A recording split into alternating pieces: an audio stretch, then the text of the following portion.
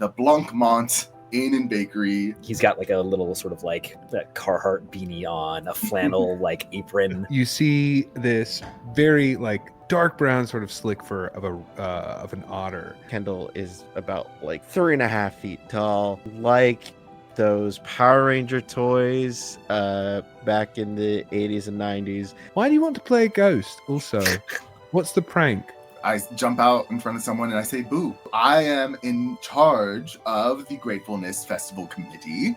I want an apple pie. I want the largest apple pie you could possibly make. Plus the ghost that haunts the farm out there is more active at night. A pile of what once were fresh, delicious apples that are now rotten and disgusting and putrefying in the middle of this barn. And on the back wall, the light hits where in red is the word ungrateful. Hello everyone, welcome back to Open Table Adventures. As always, I'm Dan the Baker, and we are here today with episode 2 of our little autumnal StoryBake adventure, Haunting in Havershan. And I'm here with this beautiful bunch of bakers. Why don't you guys go ahead and reintroduce yourselves, starting with Carl.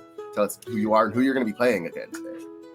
Hi, my name is Carl Nelson, and I am going to be playing Tommy of Pies and Tarts Glory, a camp dad of the little bake shop that we run. Christian? Yeah. Hi, everybody. My name is Christian. I will be playing River, a very adorable anthropomorphic river otter with a very, very fondness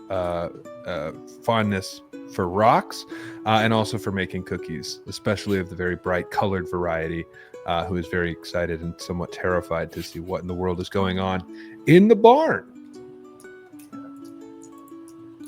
AJ takes home. Hello, I'm AJ. I will be playing, once again, Kendall, your Power Ranger action figure toy who can flip their head and change their whatever hat they're wearing. Right now, they're wearing a beanie because I say so. And I haven't been really paying attention to the fact that I do have a flip head. Actually, I am a chocolatier ranger. Chocolatier You have been ranger. saying it. You've been saying It's it. a Everyone chocolate else ranger. hasn't been paying attention. Yeah, everyone else hasn't been paying attention. Actually, Don't speak for actually, me. you guys, I have been. Okay. you have to look really closely to when I'm like going like this, and that means Yeah. I'm switching heads. Mhm. Yeah, all right. River's constantly just like glancing over to see what headgear is going on to catch a mood for Kendall. And he's like, "Oh, Always- beanie mode. Don't try and approach. Yeah. Don't just It's leave like it alone. Just Mr. leave it Potato alone." Head. He's got his angry eyes on. Yeah. Like I said, I'm Dan the Baker. I will be the head chef for the rest of this adventure and for the first part of the adventure. I don't know why I said the rest of. You know what I mean. Anyways. Taking over. I'm jumping in. Yeah. I'm Jumping in for that last guy. Oh, he sucked. So yeah, where we left off, you guys were in the town of Havershan, right on the edge, at Old Man Alfred's abandoned homestead and barn, where a bunch of apples from this year's harvest were supposedly stored. You were there with the mayor Isaac, his wife Lois, and their young daughter Eleanor. The doors of the barn swing open, and you are hit with the overwhelming smell of decay and rot and just putrid fruit that has that like almost overly sweet, overly saccharine quality to it that is so sweet it's unappetizing. And like it's so rotten it's like vinegar, you know. On the back wall in red is the word ungrateful. Flies are buzzing around this, and it's a huge pile of apple. It is like what probably is like you would wager like 3 tons of apples, like metric tons of apples. Like it's like filling the majority of this barn. As soon as this door is open, I think everyone for a moment is just paused in shock. And I think Lois breaks the silence when she says, that's not possible. I was here last night. The apples were fine. The door was locked. We unlocked it. What just And she is looking back and forth between her husband, the apples, and her daughter, who the daughter looks very shocked about, like holding her nose and scrunching her face. Isaac appears fully shell-shocked in this moment and is like, it's kind of, I don't know what to do. I'm just an elected official. He's he's having that moment. Great. I don't know, how are you guys reacting to this in this moment? I think River has an immediate sort of response where he sort of like, grabs his little snout for a second and like takes a step back before sort of like gathering himself and adjusting his tweed jacket. And I think when Lois starts to say that she was here last night, he's clocking that information. And he's just gonna go, I'm sorry, what? Ungrateful. You said this was for the gratefulness. Is there someone who would want this ceremony not to happen? Is there someone who is unhappy with the way things are in the town right now, or someone who might have done this? Lois, who at this moment does another quick like looking between everything and then snaps out at realizing you were talking to her and goes, I no. This festival's beloved by everyone. Everyone loves the Gratefulness Festival. It's just a time everyone can eat food and talk with your neighbors and catch up and talk about the good things that happen. No one that I know hates the Gratefulness Festival. What about Kendall and Tommy? What are you guys doing? There's no natural way that, because we are bakers, there's no natural known way that apples would rot this fast overnight, right? Give me a sweet smarts roll. Use your sweet smarts plus mental. Sweet smarts. Yeah. Since you're trying to recall information and kind of put together what you're seeing in front of you. Hey, that's a 4. Cool. Anyone smarter than me? Go and mark experience for that failure. I think you I think step forward to take a closer look, and it's weird because you are a plastic person, but you do have a full olfactory sensation. And the ability to smell. So I think you step forward and just take a deep breath, inadvertently, and are just momentarily discombobulated by the horrible smell that has overtaken your entire body. It's a smell so bad you get dizzy. Damn. Yeah. I think Tommy sort of steps forward, produces a bandana and quickly wraps it over his mouth. Well, hold right on there. Let's have a look for a second, and we'll gesture for at least Isaac and Lois and Eleanor to sort of stay back, and we'll poke his head and start looking around. You can do a follow breadcrumbs. Sweet. That's a mental roll, right? Yes, mental. That is an 8, and with no soggy bottoms, a full success. Full success, yeah. So how describe to me how you're looking, or are you going at the app? Are you picking things up, or are you just looking? Well, I think he starts by just sort of clocking the room, seeing he sees the Ungrateful sign. It's in red, right? And yes. He does the thing where he's is there a can of paint? He's just looking around for some of those things, and then we'll start sort of he's made a bunch of apple pies. He sort of pokes around some of the apples. Maybe I imagine this is a farmhouse, right? A barn. It's a barn. Yeah. Finds an old pitchfork and sort of scoops some stuff away to get a look. Yeah. I think you going kind of in order. You're looking at the words. And as you get closer, you realize that they aren't red. They're actually a dark orange and appear to be written in mashed sweet potato. Interesting. That has dry. Cool. Yeah. Tastes bad, I'm sure. This Thought that raw, was gonna be mashy paint. would have tasted. Honestly, if it was paint, would have tasted much better. I think that you notice that the air in the barn is actually rather cool, like cooler than the air outside. And like looking around, you see like it looks like they installed some bits of like insulation around to keep it cool in here. To like because they were like we knew that we were gonna store stuff in here. We need to make sure it stays cool.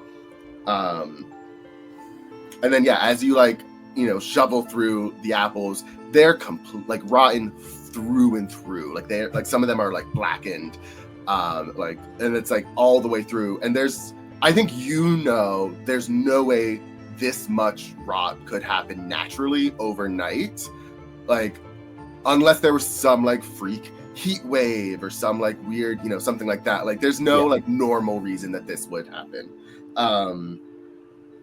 I think then as you're kind of also poking around with your with the I almost said trident, but that's not it. Pitchfork. You see a little something like glinting, a little shiny something at the like near the apples. Push away, see what it is. Yeah. It looks like it is a small locket. Reach down, pick it up. Scrape the gross apple stuff off it. Yeah. And I'll turn and sort of toss the river. Hey, take a look at this. I'll sort of catch it. I think for a moment distracted by a shiny thing that's been tossed to me, but focusing very quickly. And I'm gonna I guess I don't know that it'd be difficult to crack it open and see what the picture is. It's very easy with your otter thumbs to open it. And I think otters are good at opening clams and like oyster stuff. So that's, yep. And I've got the nimble fingers. Perk. So I'm. Yeah. Honestly, why I thought to toss it to River. Yeah. You open it up, and inside you actually see it's like one picture here, and it's a picture of Lois and Isaac. And I think Lois sees you looking at this, and then says, "Hold on a second, that's." And she looks at Eleanor, and she says, that's your locket. How did your locket end up here? Did you do this?" And Eleanor is like, very like, I did not do this. Are you guys doing anything as this kind of confrontation begins to happen? I think Tommy's too far inside to like engage. I think River's going to glance in, and I don't think having like processed through all of it has like a real scientific idea of what's happened. But I think even just a cursory glance, he's going to sort of step forward with the locket and just say, well, I don't know that there's any way Eleanor could have made this happen. I mean, this is a catastrophic failure of what I mean, what could she have done, right? I mean, something else had to have been the cause of this, right? And unless, she was capable of I don't know, magically rotting a bunch of apples, right?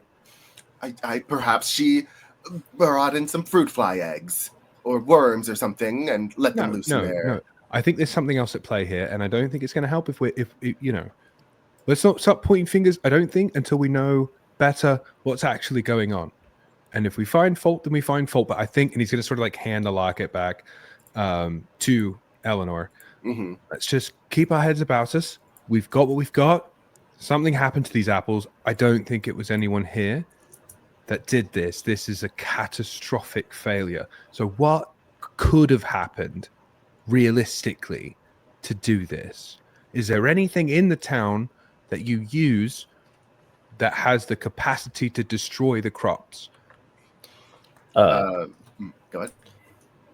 Also, this is sweet potato. Not good sweet potato. Like mash on the wall. Do you know anyone who farms sweet potatoes? I think at this point, Mayor Isaac has kind of come to a little bit out of his stupor, and he says, "Well, we haven't. No one has grown sweet potatoes, except for, Old Man Alf. the guy who lived here. He died decades ago, and we haven't really, he was kind of the only one who was growing sweet potatoes, and no one's really picked that back up, in the time that he's been gone. But there's nothing to, we don't have anything to destroy crops. We're cultivating, we're making them grow. We don't have anything that would destroy them like this.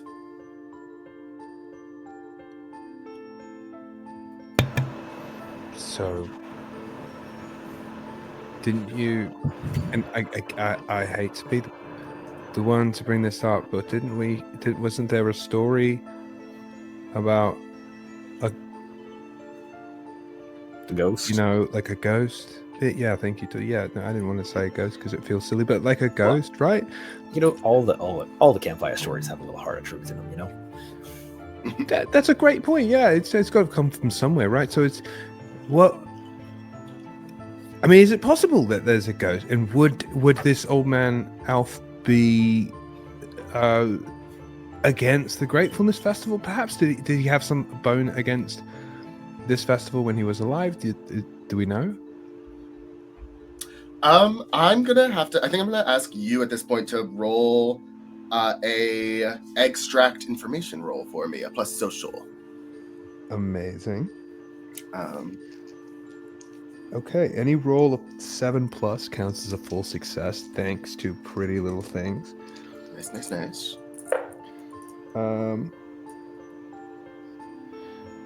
And that is a mental roll, correct? Social. Oh, that's a 5. 5. Okay. That would be a failure unless if Kendall and Tommy roll to butter someone up. To butter them up, they could if both of them succeeded, they would get you +2 to get that 7. Yeah, if they want to try that. I'll try. Yeah, you'd roll plus spiritual, and you describe how you're trying to help. So in this situation, how you're backing up River and kind of calming this family down and getting information out of them. All right. Well, I get a 10, and Nice. I think Tommy is gonna. Does anyone in the family look like particularly like broken up about this, or about the situation in general? Even I think the person who seems the most upset is Lois at this moment, just because she's upset about the apples themselves, and also is still not 100% sure about her daughter's involvement or not. She's having this whole mental, something going on. She's yeah. I think Tommy will come over and be like, sometimes things happen, and we just gotta roll with the punches. And I'm sure Eleanor was not involved, and it's probably just a big misunderstanding. But anything you can do to help us and River here with their question, So trying to assuage the tension between her and Eleanor a little bit. Mm-hmm. And then Kendall, AJ, what did you get? I got a 7. Okay, cool. A mixed success still does give that +1. How is Kendall trying to help out? I think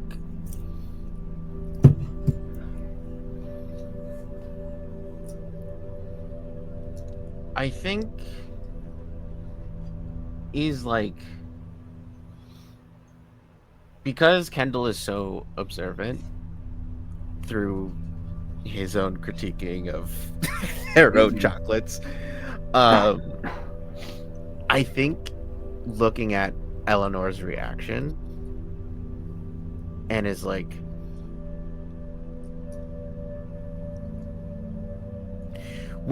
what is Eleanor's reaction to the locket being here? She looks like she is not that surprised that it is there.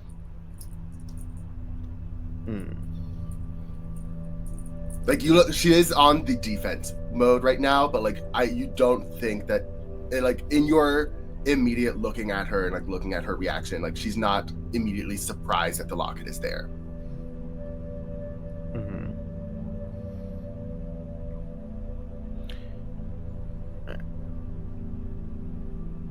I mean,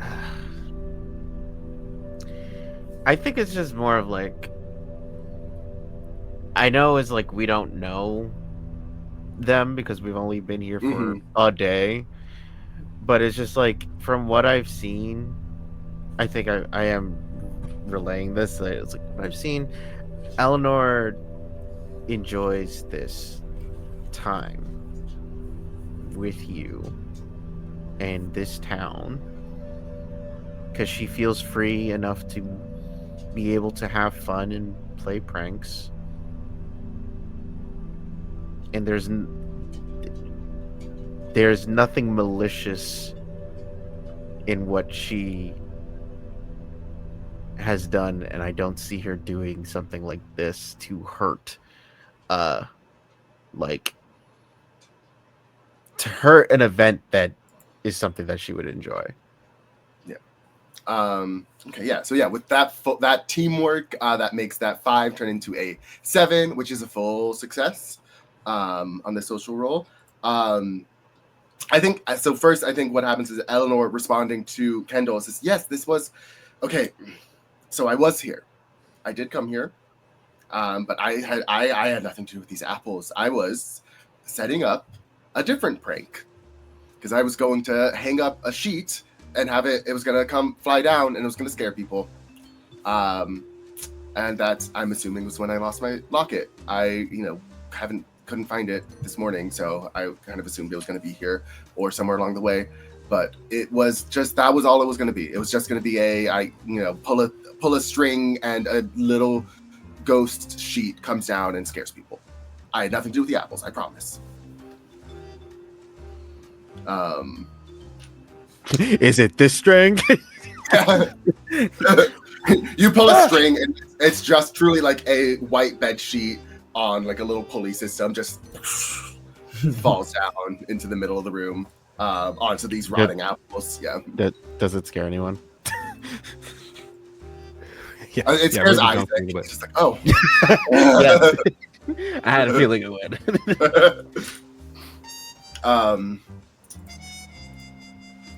Lois says, listen, I don't know if Eleanor had anything to do with these apples, but I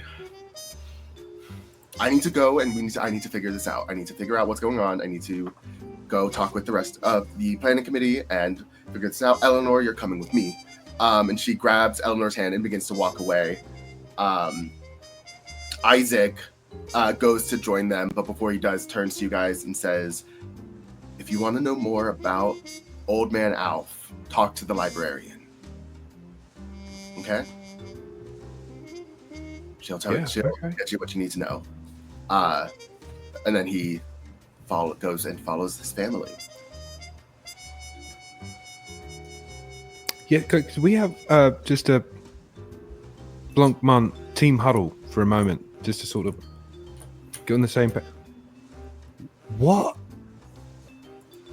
happened here? This is not like a thing that can happen, right? No, not naturally. So we're thinking ghost, obviously, right? Are you guys thinking ghost? Naturally. We're on. I'm going ghost. Who's like Danny Yeah, Danny. Oh my Get god! out of here. A huge fan. We dealt with you last week.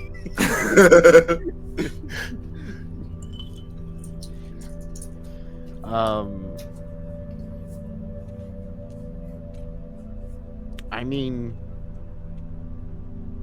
a ghost that can hold can prepare mashed sweet potato? I don't know if I call this preparation, but So I'm fully down for a different theory if you've got one, Kendall. I just if you think that someone maybe did this, it feels like how is the next question, because what would they have even brought to kill this many apples that fast? And not just kill them. I mean, I like reach a paw in and it's just like mush, you know? Yeah. I mean, this is not. adjust my tweed jacket again. If it's not anything natural, then it's got to be something magical, right? I mean, I just think who else would want to do this? But I'm really wanting to buy into this ghost story, Kindle. I think that could be really fun if that was what was true. I mean, You're literally going, please just buy into this with me. Play in this he's got, space like, with he's me. like his paws are like held together. Come on, Kindle. It's got to be a ghost, right? You think it's a ghost too? Shining in the Yeah. Eyes are huge. huge. You think it's a ghost too, don't you? saucers for eyes. Yeah. Except for I'm looking down at you because you're like a little bit smaller than I am. Yeah. And Tommy's just like crouched down, like it's got to be a ghost. I'm for sure it's a ghost. I'm literally half your height. Yeah. I'm like like a little on a knee. above. Okay, tell you what. Let's go. We'll talk to this. The librarian, wherever they are. We'll find out more about Old Man Alf. And if we find out about Old Man Alf and we think, well, there's no way it was him, then we start moving on to other suspects. But as the law enforcement on this case, it is our sworn duty No. follow up. We don't roll with the law. No, you're right. That's true. ACAP. As the people responsible, We for literally discovering like a things. month ago we ran into our bakery and threw like 3 things into the fire just to run. It's true, but being on, we really want. confused the hearth. Yeah, that was bad, wasn't it? That was bad. We shouldn't do that anymore. Just as a One at a little time. bakery rule. Wait, maybe one more time. Just depends on how intense the situation is. No. We should Just, try. just one at a time. No, not 3 objects at once. Regardless of how many items we throw into the hearth at once and confuse our own bakery, I think we, as people who want to figure out what happened, have a responsibility to track down the only lead that we really have. And I think at the moment that's Old Man Alf, because he's grown the sweet potatoes, we've got the ghost stories, and it seems that if he's a ghost, maybe he would be upset. Ghosts are generally upset, right? I mean, there's not a lot of happy ghosts. I feel like that's right. I wouldn't probably be a very happy ghost. I mean, there was that one. Can't feel the warmth, but Right. There was that one ghost. He seemed friendly enough. Oh, right, yeah. What was his name? Jasper. or Jasper. something like No, it wasn't, because it had a... It was Rasper. No. Scratchy no, voice. it had right? like a stronger start. It was like Gaspar. Gaspar. Yeah, Gaspar. no, I think that's who it was. It was Gaspar. I Gaspar. think it was French. Gaspar. that. He was a little French. And he had such a fun little accent. Yes, that's him. It was Mhm. ticklish too, wasn't he? He was always giggling and weirdness. Like, I think that was him. He was I, always wearing that chef's hat. Yeah, that was him. Yes, you remember. Oh. Yeah. Well, we had the conversation and he was trying to tell us about croissants or something. I don't know. Yeah. Anyway, I think we should go talk Was to it the lamination process? Oh, he's always talking about his layers, and I'm just like, okay. We gotta get focused. Really we gotta find this Layers. library. Okay, we're Did gonna you get the butter in the layers? Shut up. cut You know? library scene. Hard Jump cut. cut. Yeah. Mid-word.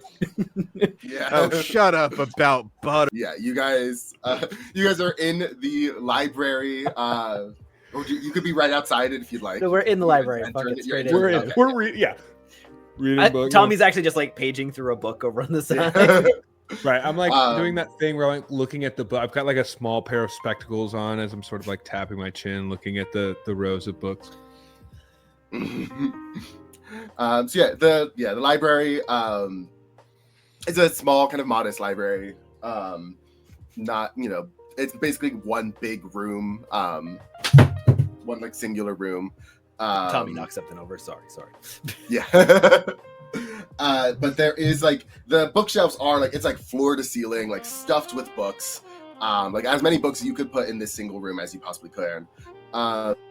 You see behind there's a large reception desk right at the front. Behind it is a very older, bespectacled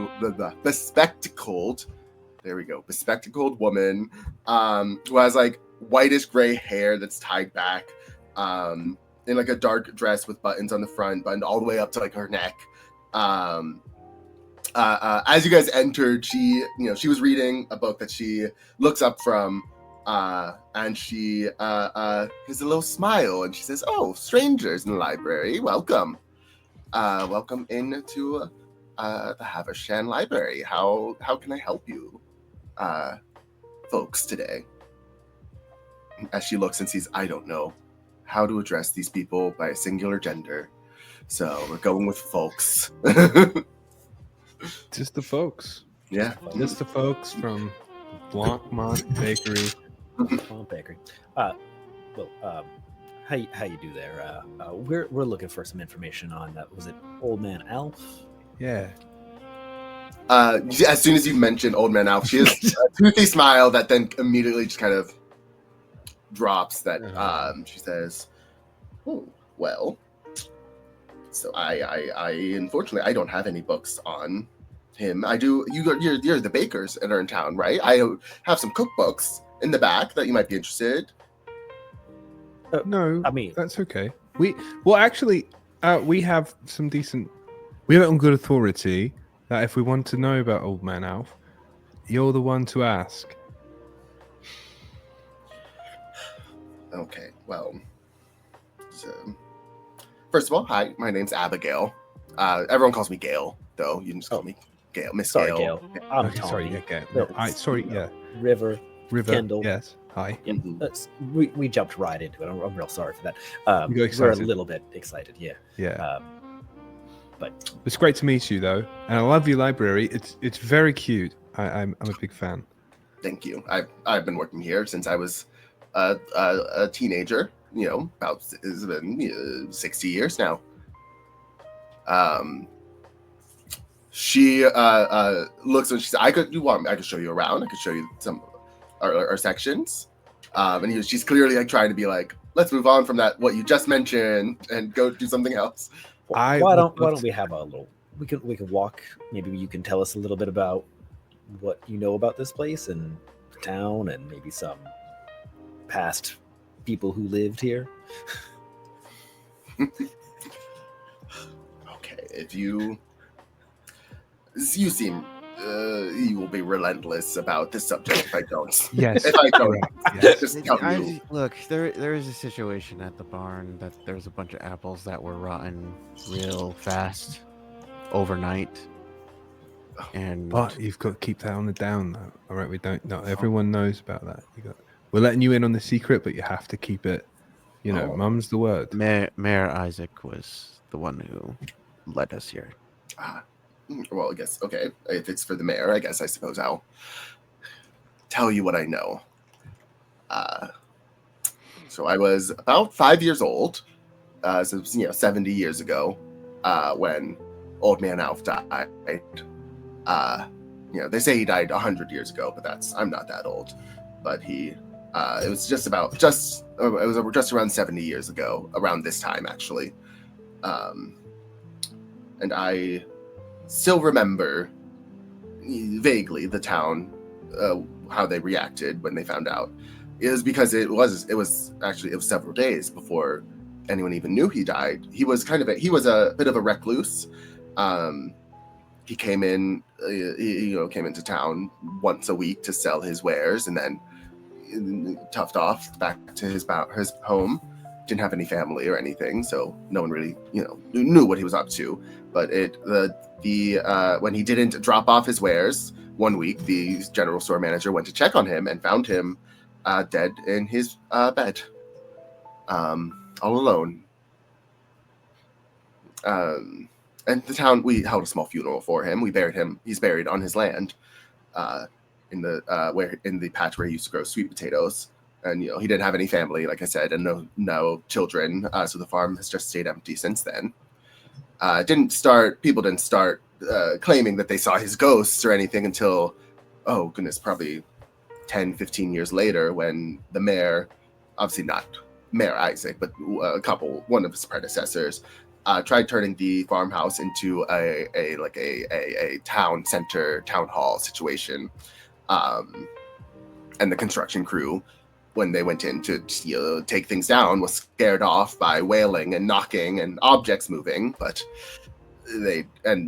the house has then remained empty since then, though young children still go and dare each other to go knock on his door 3 times, things like that. They even, actually, if I remember, there was a rhyme they had for it.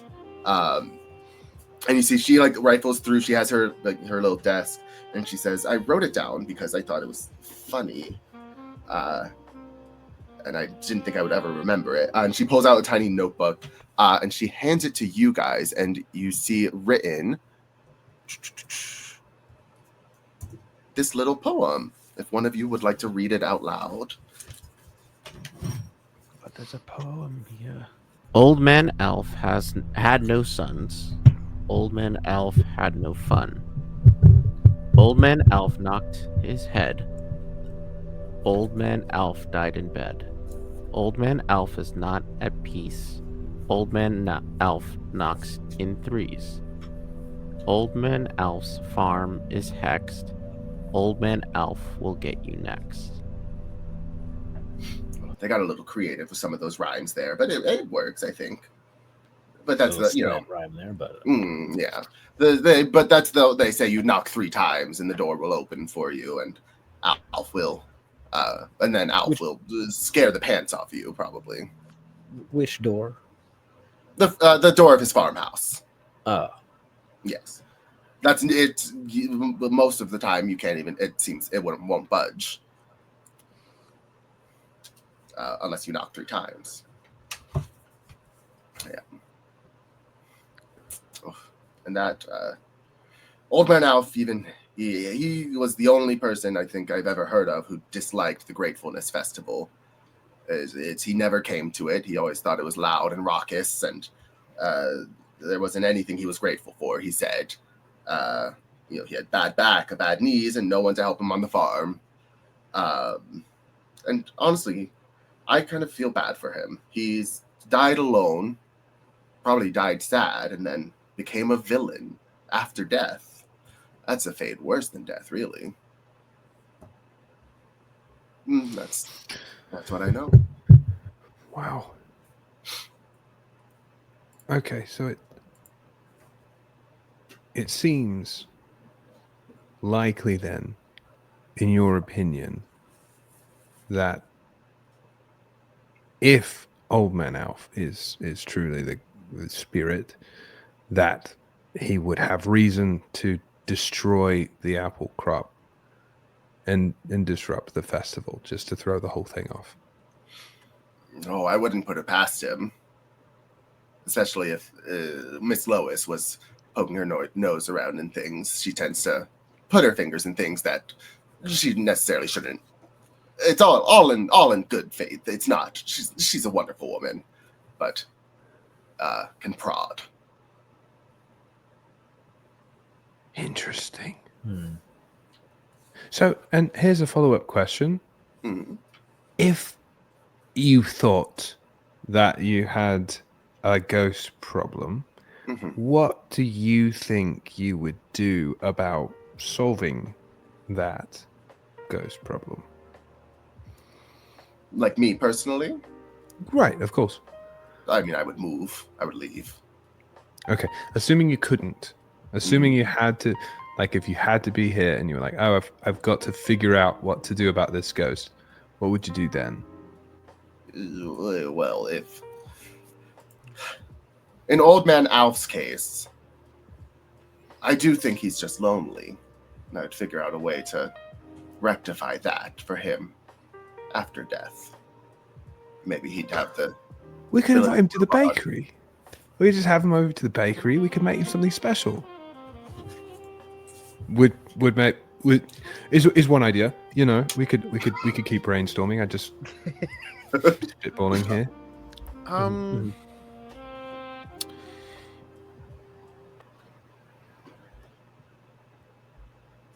The mayor said that no one has tended to his farm. So where did the sweet potatoes come from? That's a good question.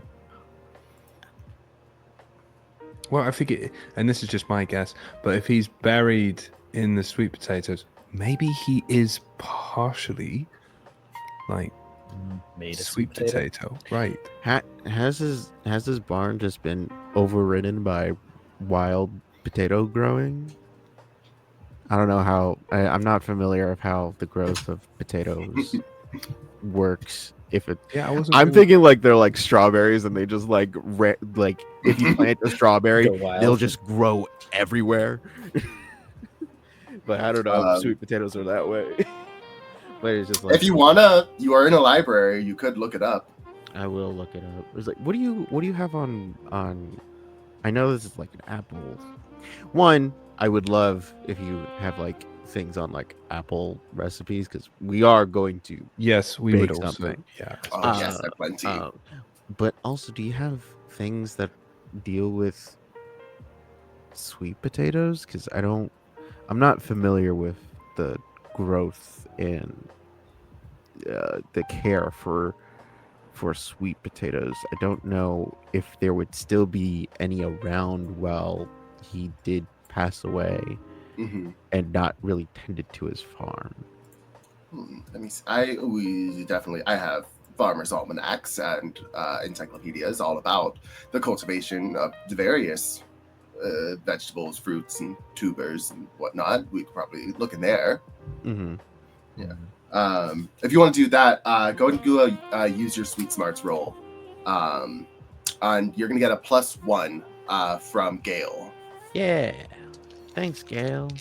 That makes my roll have a +1 because I have +0 in mental. Yay! Come on, Gail. I So this keep is- on rolling mental stuff. I have I'm in nothing, the same boat with social, which has like a -1. and it's not like I mean with this playbook I chose, none of the mentals was ever going to have a +1. Yeah. It's all -1 or +0. Ooh, double sixes. Oh, nice. That is I got a lovely baker's success. dozen +1. Kindle's Yeah. locked in. Kindle's locked in the investigation. So first let's rectify what your baker's dozen is. So you can, let me make sure I have the right checklist. You can give yourself a +1 to your next roll, give another baker a +1 to their next roll, gain an experience, heal or remove condition, doesn't matter. So either gain an experience or gain or give a +1. I'm gonna give Tommy a +1 to their next roll. Cool. So that'll just be automatically whatever Tommy's next roll is, you'll just have a +1. Cool. So yeah, with that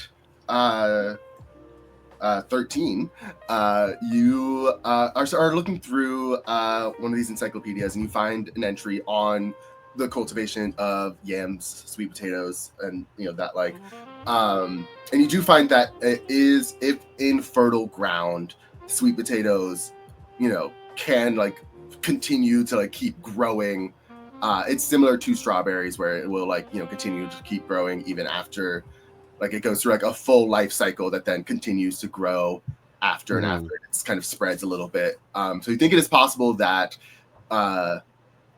even underneath the ground, there may be several layers of sweet potatoes that are feeding off of one above ground plant, feeding off of the sunlight and water from that. Mm-hmm. And it doesn't take a lot to care for a sweet potato. They're very forgiving vegetables. They're not vegetables, they're tubers. Vegetables aren't real. It's true. The term vegetable is technically propaganda, but we won't get. Yes. Not a real thing. Everything is fruit. Yeah. Or tuber. Yeah, or grain, leaf. or leaf. Yeah. It's either you're a fruit or not a fruit. So. Wow. Definitely a fruit. You're either fruity or not, and hey. I'm sorry. My head, my definitely a fruit triggered a VeggieTales song in my head. Just like you know. Which one? Belly button. Classic. That one's good. That's a good song. If you don't, and with that, what you said, you're And VeggieTales is just vegetable propaganda, but we'll, It's fine. It's fine. Bob Iger. Is it Bob? It's not Bob Iger. I was like, that's not right. It's not I was like, that's not right. The creator of Sesame Street, not Sesame Street. God, VeggieTales said trans rights. Yeah. So- yeah. Mhm. While Kendall's doing this research, Tommy and River, what are you guys doing? If you're doing anything in the library. I think River is like more invested in the idea of going back to the farm now that we have like a what he feels like is enough of a chunk to go on. He's definitely a little bit trigger happy about this investigation, so he's doing that thing I think that sometimes kids will do when they're kind of ready to leave, which is like hanging around by the door of the library, like posting up and then moving and then kind of stretching and then moving to the other post of the door. But no, I don't think he's helping with the research at all. He feels like we've got it. We got everything that we need to wrap this thing up. Cool. Yeah. You're at the grocery store and your mom just ran into a friend and you're like, Yep. oh God. Yep. Yeah, that's exactly. He's kind of moving his tweed jacket around, kind of. I think spectacles. Yeah, I think Tommy also in the vein of we've got a plan. I think Tommy and River like clocked Ghost. We can knock on the door and like we're like game on. And Tommy's now in like camp dad mode of like, all right, what do I need for Ghost? All right, we got headlamps. We got the like, he's like making a checklist of like things to like. Got the granola bars for that. Double checking that the granola is very important. He's just like running through like all the things that he thinks he'll need if they encounter a ghost. None of them are actually probably useful. That's how you know that I am melanated, because my first thought was like, all right, cool, let's not fuck with the ghost. Did love that. We got I would leave. we got the instructions of what we need to do to get the ghost. Let's not do it, actually. Yeah. And this is why diversity at tables is important. Listen to me, Kendall. There's one force here that's getting rid of the apples, and I need those apples to make my cookies. I'll kill this ghost or make him happy, or I will be damned in the process. It's probably just a white man in a mask. Probably. What was that group we met that always said it's generally going to be somebody, and they're probably in real estate? Do you remember when they said that? It was you don't want to undercut. Kids. Yes. It was like Enigma. It was no. What was it? Was like name? Query. It was like Query Crew or something. Yeah. Like the question crew. I don't remember what they were called. They had some little. No. It was a. It was Enigma Business. You're Enigma so business. right. Yes, they had that very oddly painted carriage that they rode around in. Talking animal too, which was insane. Can you imagine? And you can see several of the Enigma Business team die in our game that we played last month for Halloween. Yeah, it was wild. So, yeah. In our I forgot that's how we found them. Yes, we found them all. Found them dead. Deceased members of the Enigma Business. Horrifying memory of mine. Very traumatic. Yeah, I died in that one. That was great. So yeah, you guys, you've gotten your information, and you can head out from the library.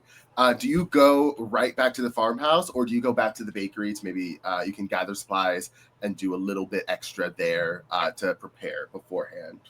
I don't know what I would need from the bakery at the moment. Well, I can tell you what you could do. Give you some options if you want, because there's a whole there's a system called mise en place. Which is you preparing for your adventure. Mise en place is a French phrase used in culinary settings it means literally put in place. And it's when you kind of you put everything out before you start actually cooking or baking, so you have everything ready. It's like, you have all your flour and stuff set out, you have all that. In StoryBake, your mise en place is it's getting ready before you go back out for adventures. It's going pit stopping to top up on your fuel and stuff before you head out. So yeah, you can gather tools and ingredients. If there's any specific tools that you want to make sure you have on your adventure, you can do that. You also If you gather tools and ingredients, you gain inventory slots. You gain 3 inventory slots that you can basically, at any point, you can say, "Oh yes, I have this thing I got at the bakery." Check off an inventory slot. You don't have to say it now. You can say it in the moment. Amazing. You can do more research, which we kind of just did, so you probably won't do that. You can bake treats, which is the whole system of baking treats that you can give them different things that different flavors that can either help your friends or weaken your foes. I was just reading to make sure I'm doing it right. Which you'll do. That's the only one you'll do a roll for that. Depending on what you roll, depends on what you can bake. Or you can work overtime and you can like do your baking activities, your bakery activities, to add to your bakery ratings. I feel like maybe some go make some treats. I feel like maybe Tommy's like, oh, I don't have a granola bar, so I'm having treats. Yeah, totally. I feel like maybe he just hasn't had the right apple cookie. Maybe if I make the right, then he sees the point. He's like, oh man, I do have things to be grateful for. Look at these. I do think cookies have that capacity. Or, now, this is another thing. He was always upset because this town is so obsessed with apples that they never made anything with sweet potato.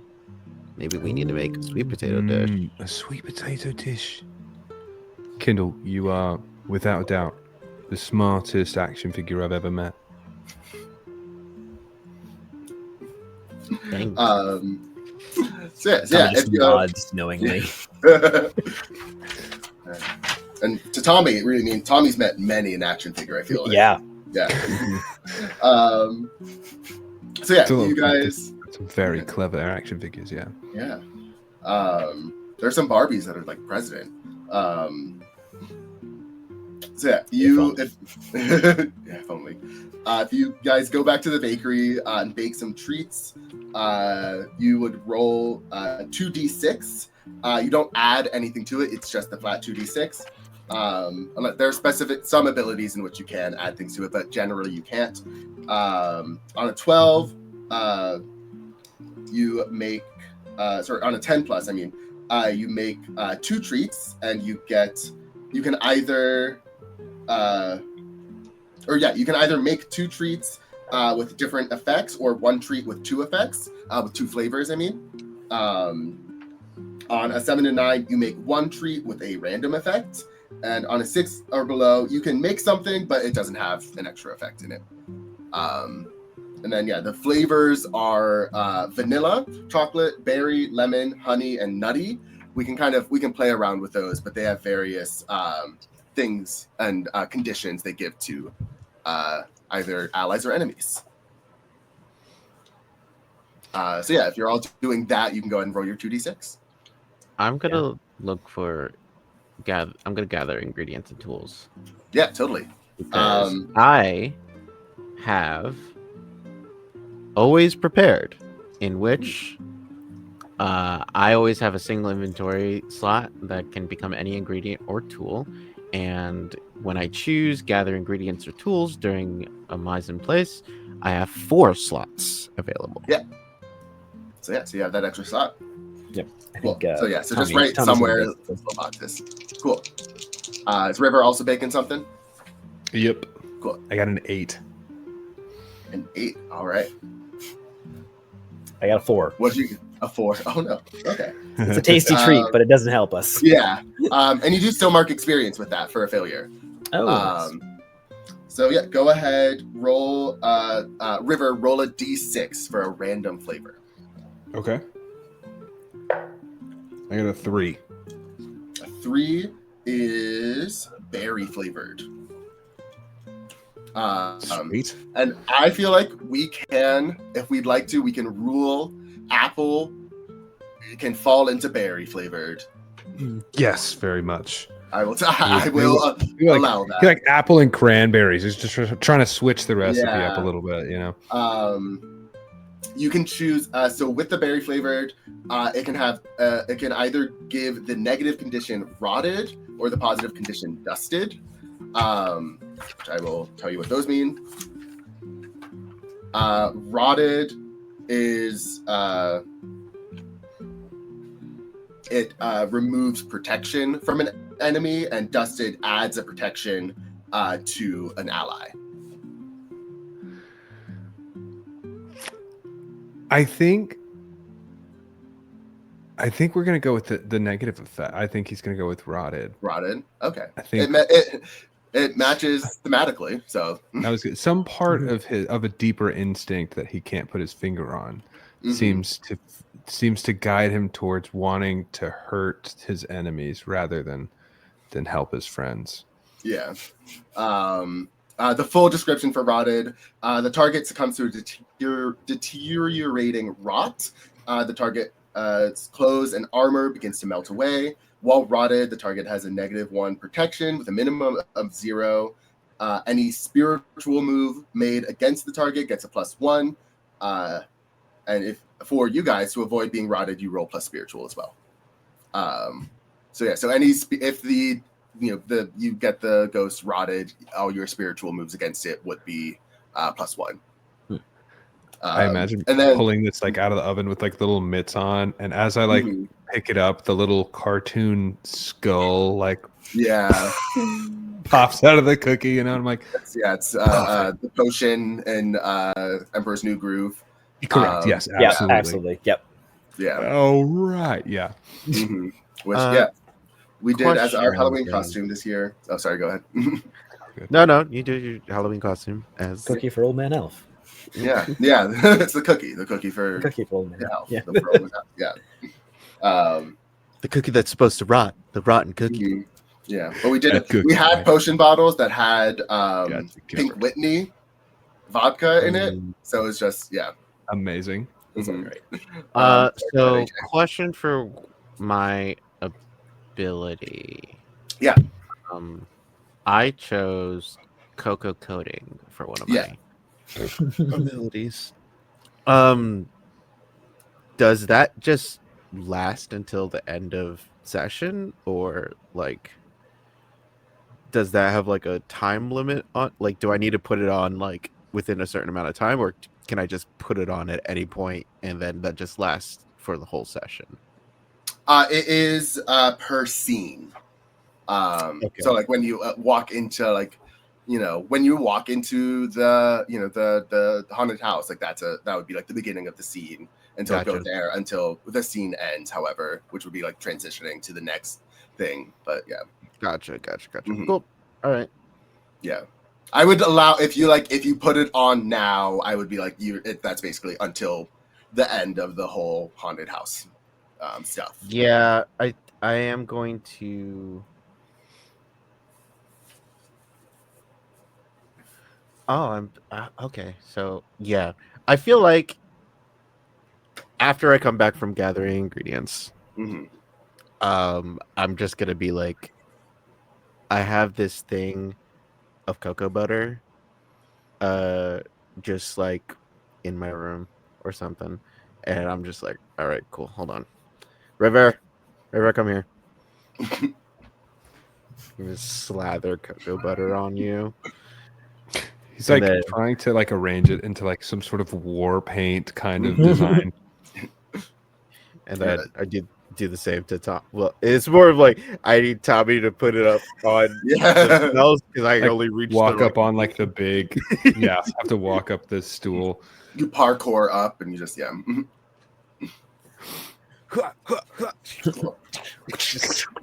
Just hit the little like. Yeah, he's got the handprint of cocoa butter. You both now have +1 protection, which means any damage that comes your way, you would subtract 1 from it. So if someone is going to or something is going to damage you for 1, you would instead be damaged for 0.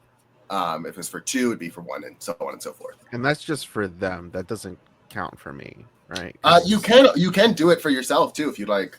Oh, okay. Yeah. I'm gonna do it for myself as well. Might as well. And I'm just like, I was doing it because it's like these two are insane enough that they're gonna just walk into a haunted house. Um, and I'm more worried about River because River There's a has strange look in River's eye. Yeah. River has no sense of danger. No, yeah. He clearly is way too excited about this. River is the first one in the horror movie where it's like, what's that noise? Let me go look at it. Correct. Yeah. Yeah.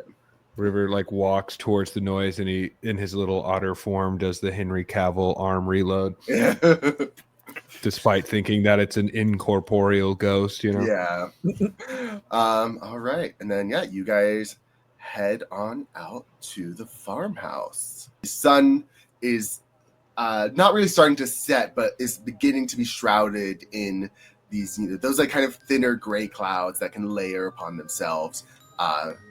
That, casting an eerie gray glow across the whole town as you walk over there.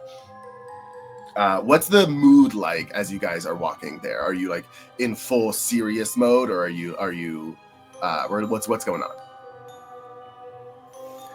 River has that sort of like excitement there that probably, alludes to a certain either not understanding a level of danger, or perhaps maybe it's some instinct from before where he thinks the danger's not going to affect him, but he I think keeps doing this thing where he's kind of like walking at the front, but he keeps looking back, and it's doing that thing where like light is catching in his eyes, so it's giving that really creepy sort of like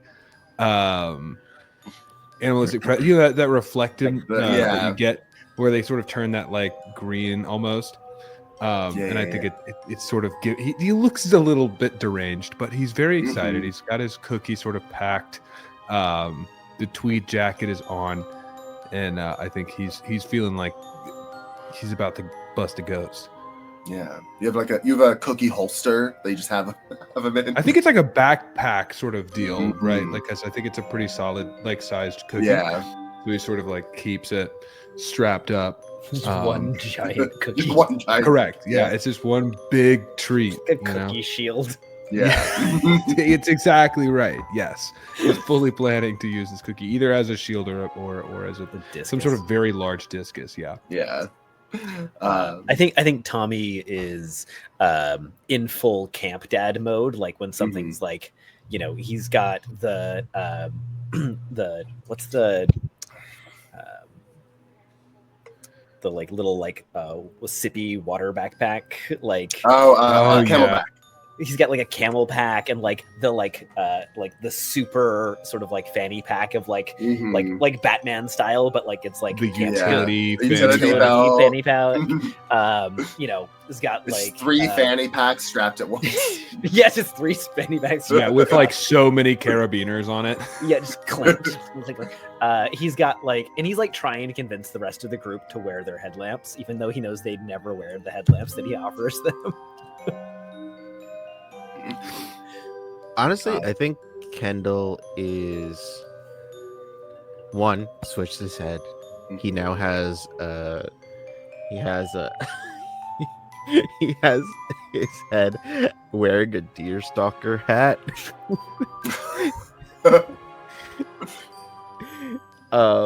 But Foley is just like still taking in the whole town. Still trying to figure out things to put into guys,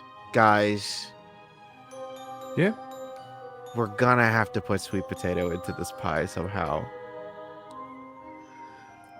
Actually, I'm glad you said something, Kendall, because I have kind of been thinking something similar. I mean, you mentioned it earlier, but how? I mean, you could work it into the crust a bit. You can work it into the crust. You can also work into the filling, because it's just like, the apples are.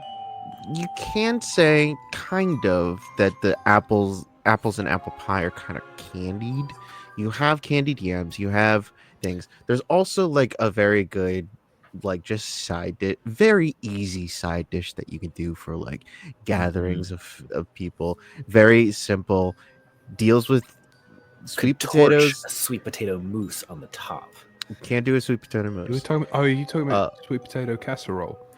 Well, this is a very easy thing that you could do for a side dish for any food event that you could do. Roasted sweet potatoes and apples. It's literally like sweet potatoes, apples, maple syrup, sugar, like We could use honey. cinnamon. We could use honey Use honey. and just come. Yeah, Kindle, you're onto something. Yeah, I think that might be really nice. Having I have sort of a too many tabs open.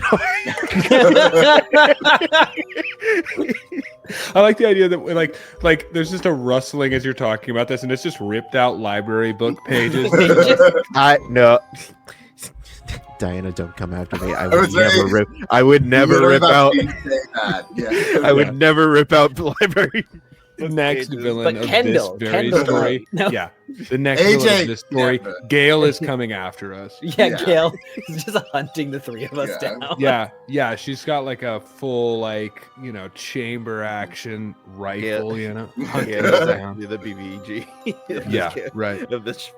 The next StoryBake campaign that you do, Dan, you just have like a mounted otter head, like an action figure, and like a hanging fanny No, pack. it's just Tommy living there. Actually, He's like, I don't know how this happened. Tommy's just there. Yeah, he's fully fine with it too. He's like, "This yeah, I is just threw a pie in the oven if you guys want Yeah, some. I've yeah, got yeah. some granola bars and I'm baking That it. was my friend. Yeah, I that know was the that. best friend in the whole world. Rest in peace, brother. Just Anyway, like can I give and there's a little pile of stones in front of the head. God, this is okay. Oh. All right, Dark turn. But anyways, you guys make it to the farmhouse. You make it to the farmhouse. As you get to the step on, it has like a little front porch situation. As you step onto it, I need all three of you to roll plus social, just straight up plus social. Ooh, I think I'm good at well, that. Actually, That's an 8. So Okay. next. that is a 5. That is an 11. Okay. A full gambit. River, make sure you mark experience. Great.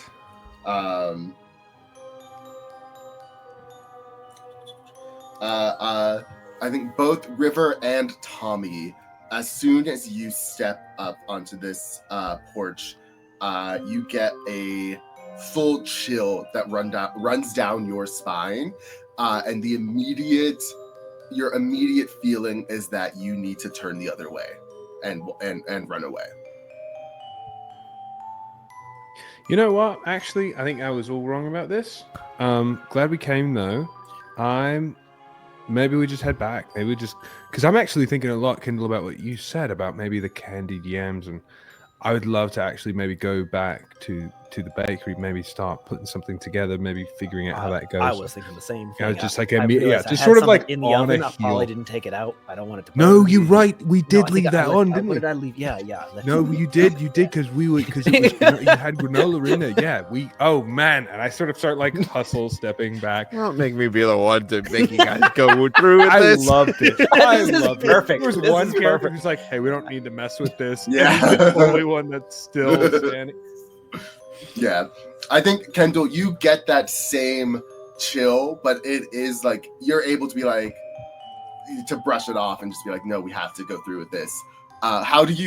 What does Kendall do when their two companions begin to turn the other way? I think, man, I'm trying to think what would be really funny. And remind you do have those ingredients. Yeah, I know. That's what I'm thinking about. It's just like, man. Kendall just starts doing the speech Is from it- Attack on Titan. My soldiers. My soldiers arrived. My soldiers arrived. Yeah. No. I think Kendall is just like, nope, no, you don't. Fully before they even like walked up. Probably this has happened multiple times before that we have had like a scary situation in which River and Tommy were very excited to go for at first, and then all of a sudden get cold feet and like walk away. And it doesn't even have to be scary things. It's just like things that they were excited for, but then all of a sudden get cold feet when we get to the function or whatever thing. Yeah. Kendall has put Happened so on many times. while we were walking those like those like children leashes that parents put on their kids in like the mall and stuff. Yeah. And then it's just like they just start going back, and Kendall, I will use an inventory slot for that. It's just like Kendall's just like I love the canonical idea that as we start to walk away, the more afraid we get, the more we begin to sound like Shaggy and Scooby Doo. Yep. And then just get yanked back by the ruh-roh. and will just like Kendall does give like a big sigh and just like, I can't believe I'm doing this, and knocks on the door 3 times. You knock 3 times on the front door, and for a moment, nothing happens. For a moment, all is silent, except for the wind blowing in the trees behind you. Until good. We can go. Good. Just gotta go back. A And check that oven. resounding boom, boom, boom. 3 knocks shake the whole foundation of the home, as the door then crack and creaks open. AJ, give us a creepy door creaking sound. You're good at those. Oh God. On the spot. Hold on. Let's get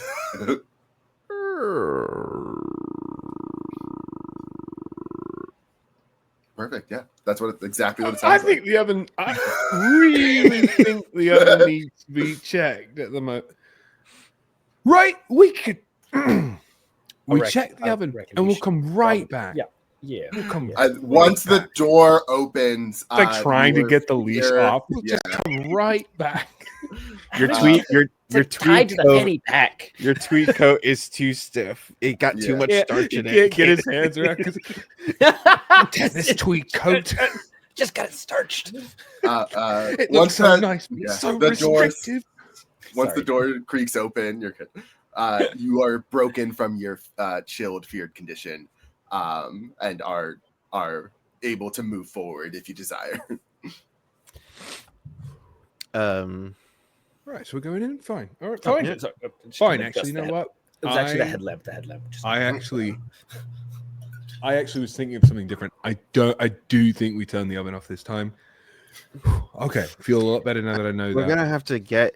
I mean, if this guy is this place is the place to be to go get sweet potatoes. If we want to get, You're right. this recipe right. Farmer Alf walking in. This is going against everything AJ stands for. Walk straight into the haunted house and call out Yeah. the name. Calling out the guy by name. Farmer Alf. Need to talk. River from behind you just goes. He said he's in the 3, so I think maybe the clapping 3 times will get his attention. He just keeps clapping 3 times, you know. Yeah. All 3 of you enter, right? Yep. Yeah. You, as soon as you enter, the door slams and clicks locked behind you. You are currently in what appears to be like a living room den situation. Every surface is covered in dust, a thick layer of dust. The furniture is all like rickety and wooden. Fabric of the armchairs eaten through by moths. There's a fireplace that's definitely a hazard at this point to light, with all the dust and debris inside of it. The coffee table in the center of the room is missing a leg and slants heavily to one side. The air is thick and heavy, and you get the overwhelming feeling that you are not welcome in this home. What do you do as you enter this living room area? My first thought is I'm going to try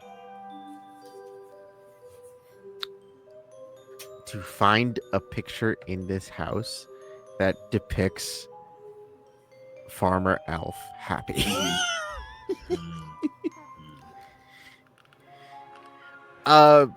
That is my initial thought Mm-hmm. of what I want to do, but I will leave.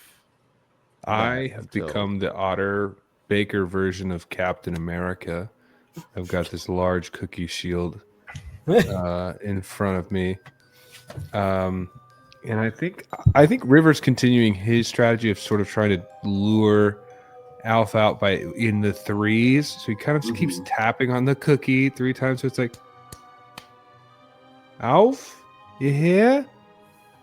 Just want to talk to you, buddy. Hello? River, you do your clap 3 times, and you hear in response coming from one of the other rooms. Oh, guys, he's in this other room.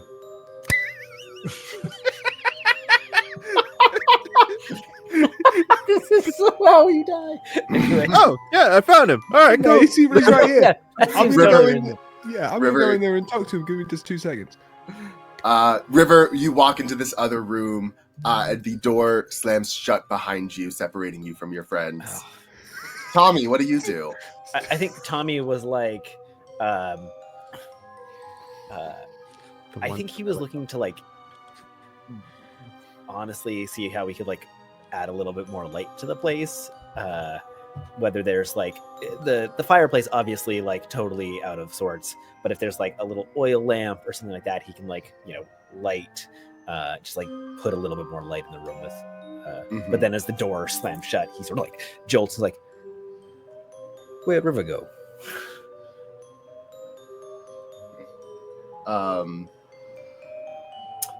AJ, Kendall, as you are looking in this room, I think that you notice, no role necessary, you notice that like this is a room that is not set to host multiple people. There's just the single armchair, no sofa or other chairs, and like there's the one coffee table and the fireplace. This is not the person who furnished this room was not expecting guests in any way. It's giving Scrooge. A little very Scrooge-esque. Do you like touch anything or move anything as you are looking around?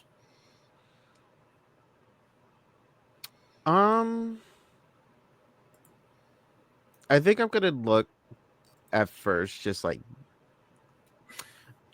base, just like I don't think this is because he's not expecting anyone to come to this house, not expecting guests. I don't think he would necessarily hide a picture of like, unless it was like a source of shame, but Mhm. like I don't think he would hide this picture of him like being happy. So I'm just gonna look basely at first,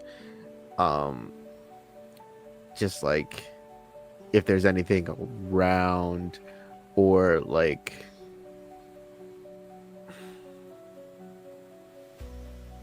I mean, it's been almost 100 years, so I don't think there's gonna be like I mean, unless there's people that have been in here before. Has there?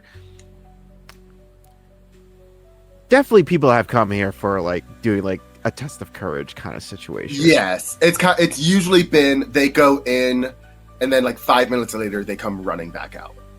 Mhm. It's never Okay, been. so- like a- So nothing has been. There's nothing that is in here that is less dusty than anything else. I'm gonna say no. You don't notice anything Yeah, that like I wouldn't seems- think so. You don't do that Um, Sherlock Holmes you see them track in the justice situation. Yeah. Wow, this drawer seems a little Mhm. less dusty than the rest Yeah. of this very dusted place. I don't know. I got a deer hunting hat on, so or deer stalking hat, whatever it's called. It adds +1 to my perception. To find Oh. deer. And deer always leave clues. No, but I think initially is going to just look baseline of like, is it a one floor or is this multiple floor place? You see a like hatch that leads to like a basement, and then an air. But other than that, it seems one floor. I'm not touching that. Yeah, I was gonna say listen, that's where my melanin really kicks in. I'm not touching that hatch. Okay, very cracker, not touching the basement. Yep. Right, that's even too far for me. Kendall, as you're looking around, observing the living room, you are by the fireplace when you feel a like cold wind, like not a wind, like a cold breeze, like a light breeze coming from the fireplace. What do you do when you feel that? It's coming from the fireplace? Yeah. I look at the fireplace. It's just like, okay. You look in. There's like some debris from like the partially collapsed chimney in there, just covered in dust once more. You look in. The breeze kind of hits your face, and you just hear "Get out!" As the fireplace alights. And not only does it alight within itself, the dust in the room begins to catch fire. And I need Kendall and Tommy as well, since Tommy, I believe you're still in the room. I need you both to roll plus physical. Oh no, my worst stat. That's really sad. That's actually my best stat. I have a plus 2 physical. I have a -1. 4. Oh no. You do, if you have experience points, if you have 3 experience points, you can add plus 3 to your roll. Okay. Well, now you have 2. Now I have 2. Yeah. Yeah. We're not getting anywhere. Yeah. Kendall, what'd you get? I got a 7. A 7, mixed success. All right.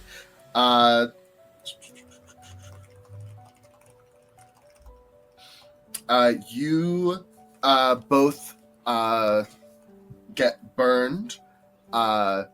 Kendall, you get burned lightly. I think you are like able to I think see it coming a little bit and are able to get out of the way. You get are under the torched condition. Okay, so it doesn't do any damage to me?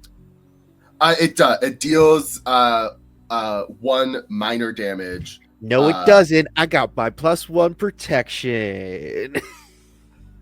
Ignoring any protection other than Damn it. Fire protection. Dang. Almost got away with it. Yeah. And I would have gotten away with it too if it weren't for you meddling kids. So, yeah, both Kendall and Tommy take that 1 damage. Kendall, you are able to put yourself out immediately with that mixed success. Tommy, you are still on fire and must do something to put yourself out. You're still attached to that leash, so it's really difficult. I think Tommy, Tommy recites and says, "Stop, drop, roll." It just like throws himself to the ground and begins rolling in a traditional sense. Give me a take a whisk roll to put yourself out. What is That's plus physical. That's great, not great. So do I have the torch condition or? You had it just momentarily. Oh, okay. Yeah. With that mixed success, yeah. Okay. Hey, but for that next failure, you've got your 3 experience points now. Wait, next time. Got a 4 again. Wait. Oh no, the +1 doesn't help. Right, it's after. So, but for the next failure, you're ready. No, because I did give you a +1 for your next roll. Oh, that would have been the last roll, which would have been a 5. Yeah, it still would. So there still would have been anything to Cool. You take 1 more damage. as the Dang, fire nabbit! continues. Get it up! Kendall, do you do anything to put the fire, the dust fire, kind of like it all goes up all at once, and then kind of is like as soon as it lights up is put out once more, except for the fires that are like on you guys. But Kendall, do you do anything to put out the fire on Tommy?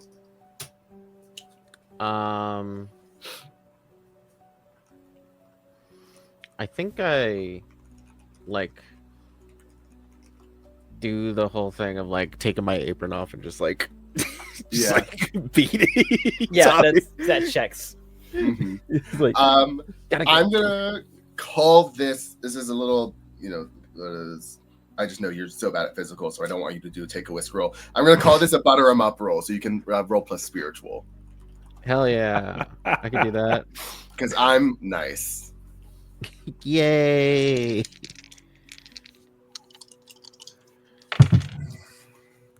Okay, that's a 10.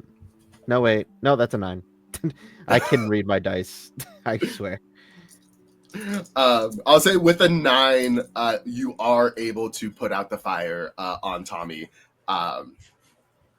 You have some light burns, like where in kind of like burned away part of your outerwear, but you're otherwise fine. The best one. They all look the same. Yeah. River, you enter into this other room, and the door slams behind you, and you notice that you are in some sort of study. You see a large like wooden desk and a bookshelf. It's a fairly small room. It's like just that. The bookshelf is full of books about farming. There are almanacs, and there's a few old journals marked with various years. And on the desk there are some books on the desk as well. What do you do as you enter in here? I start to call back to say that I'm okay, but I realize that I'm more interested in what's actually in the room. And they'll be fine. Yeah. The ghost is in here, so they're just kind of chilling out there. I'll deal with this. I'll see to this. So I'm going to go over, noticing that there's these journals marked. I think my interest is in trying to figure out what this guy was up to. So I'm going to crack open one of these journals. But before I do, I'm going to sort of like wipe some of the dust off, and then I'm going to go, do you mind if I read some of the journals? Is that okay? Your words hang in the air unanswered. All right, well, if you change your mind at any point, just let me know. I'm going to crack one of these open. But again, feel free to just tell me to stop. And I crack open the journal and start reading. Yeah. Go ahead and use give me a use your sweet smarts roll. Okay. And that's mental, correct? Mental, yeah. It's mental in it. It's mental in it. Okay, that is a 7. Okay. You, I think, begin looking across all these various journals over the various years, and I think you begin reading some of them, and they, for the most part, are just like, seem to be him recording his farming habits, his like, here's what I planted this year, or like, here's what I planted this day, here's what I did. There doesn't appear to be a lot of, there is some personal information that he puts in there. There's not a ton. Most of the personal information is like, oh, I saw this person on my way to the general store today. They tried to talk to me. How dare they, kind of thing. I think you go to the desk and you see on the desk is a journal marked with the year you would know it, according to Gale, would have been the year he died 70 years ago. And you look through this and you find an entry that appears to be the last entry in this journal. So the last entry he probably ever wrote. And you see Alf writes about his biggest regret in life, which was not having anyone to take over the farm. He goes on to write, he says he doesn't think he would have been a good father, and definitely he didn't want to share his house with anyone. But he knows that the farm will go unclaimed if he didn't have anyone to take it over upon his death. And that's what he claims as his biggest regret. Oh, Alf. I get that. Also, Alf, and I don't mean to be a critic, I would put pictures in this. It just makes it easier if I'm trying to follow this and no pictures. But that's the farm's gonna be fine, Alf. I think you should know that. We could talk. Alf, hear me out. We come up with a plan and we get someone to take over the farm for you, and they start taking care of all these sweet potatoes. And here's the other thing too, Alf, and I know you know this because you're kind of the expert on the taters themselves, but they're going to keep growing, They just keep on going. And I think that's all I'm trying to say is, Alf, the two things. Put more pictures in your journal entries, and then two, we're going to take care of the farm. I understand that you're upset about the farm, but we can make sure that the farm is fine, Again, your words hang in the air. Kind of get stuck in the heavy thickness of it. Would it help if I gave you something to write with? Or is this just like a personal thing? It's because I'm an artist. You didn't realize I was an artist until I came in here, did you?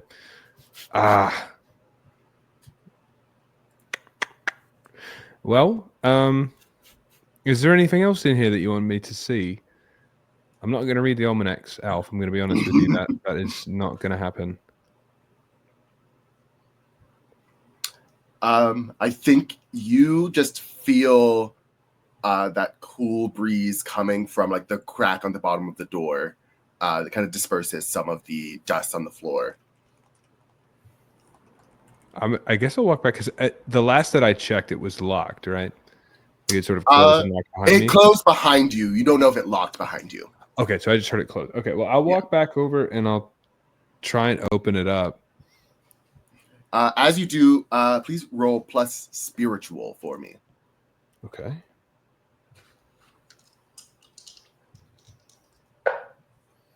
That's going to be a 9. 9. Okay. You, on that mixed success, you open the door, and as you walk through it, you enter back into the study.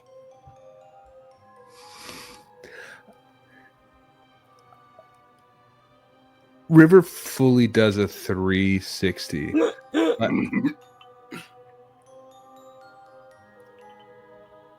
Okay. I see what this is. A little bit of a ghost joke. Very funny, Alf. Very funny. Didn't know you were a bit of a comedian, Alf. You're very funny. Gosh, you talk about spending all your time alone, Alf. I think if you were doing this more often, a little bit of a practical joker sort of humor, I think you could have had friends all over the place. Maybe it was just that you didn't discover your sense of humor in time. I think if this was the kind of ghost that you were, people would love coming over here. And then that's fun to walk out the door, come back into the same room. Very hilarious. I'm gonna do it again, Alf. And this time I want you to just not do that. Because we've had a laugh. We've had our fun. I'm just going to walk out now and see what's going on with my friends, okay? And I walk back over to the door and try and walk out of it. Roll plus spiritual, okay. Okay. That's a 6. Okay. Well, mark experience. Okay. You once more walk out of the room to immediately walk back into the room. And you are now under the mixed condition. Okay. Which means... I can't believe River was just farming XP off a door. You got to grind, right? You got to grind. Get the grind. Listen, I know what I want out of this skill tree, and this is the easiest place to go. Everybody knows when you're doing the ghost mission that you grind the door. Everybody knows that. That's the tech. In this economy.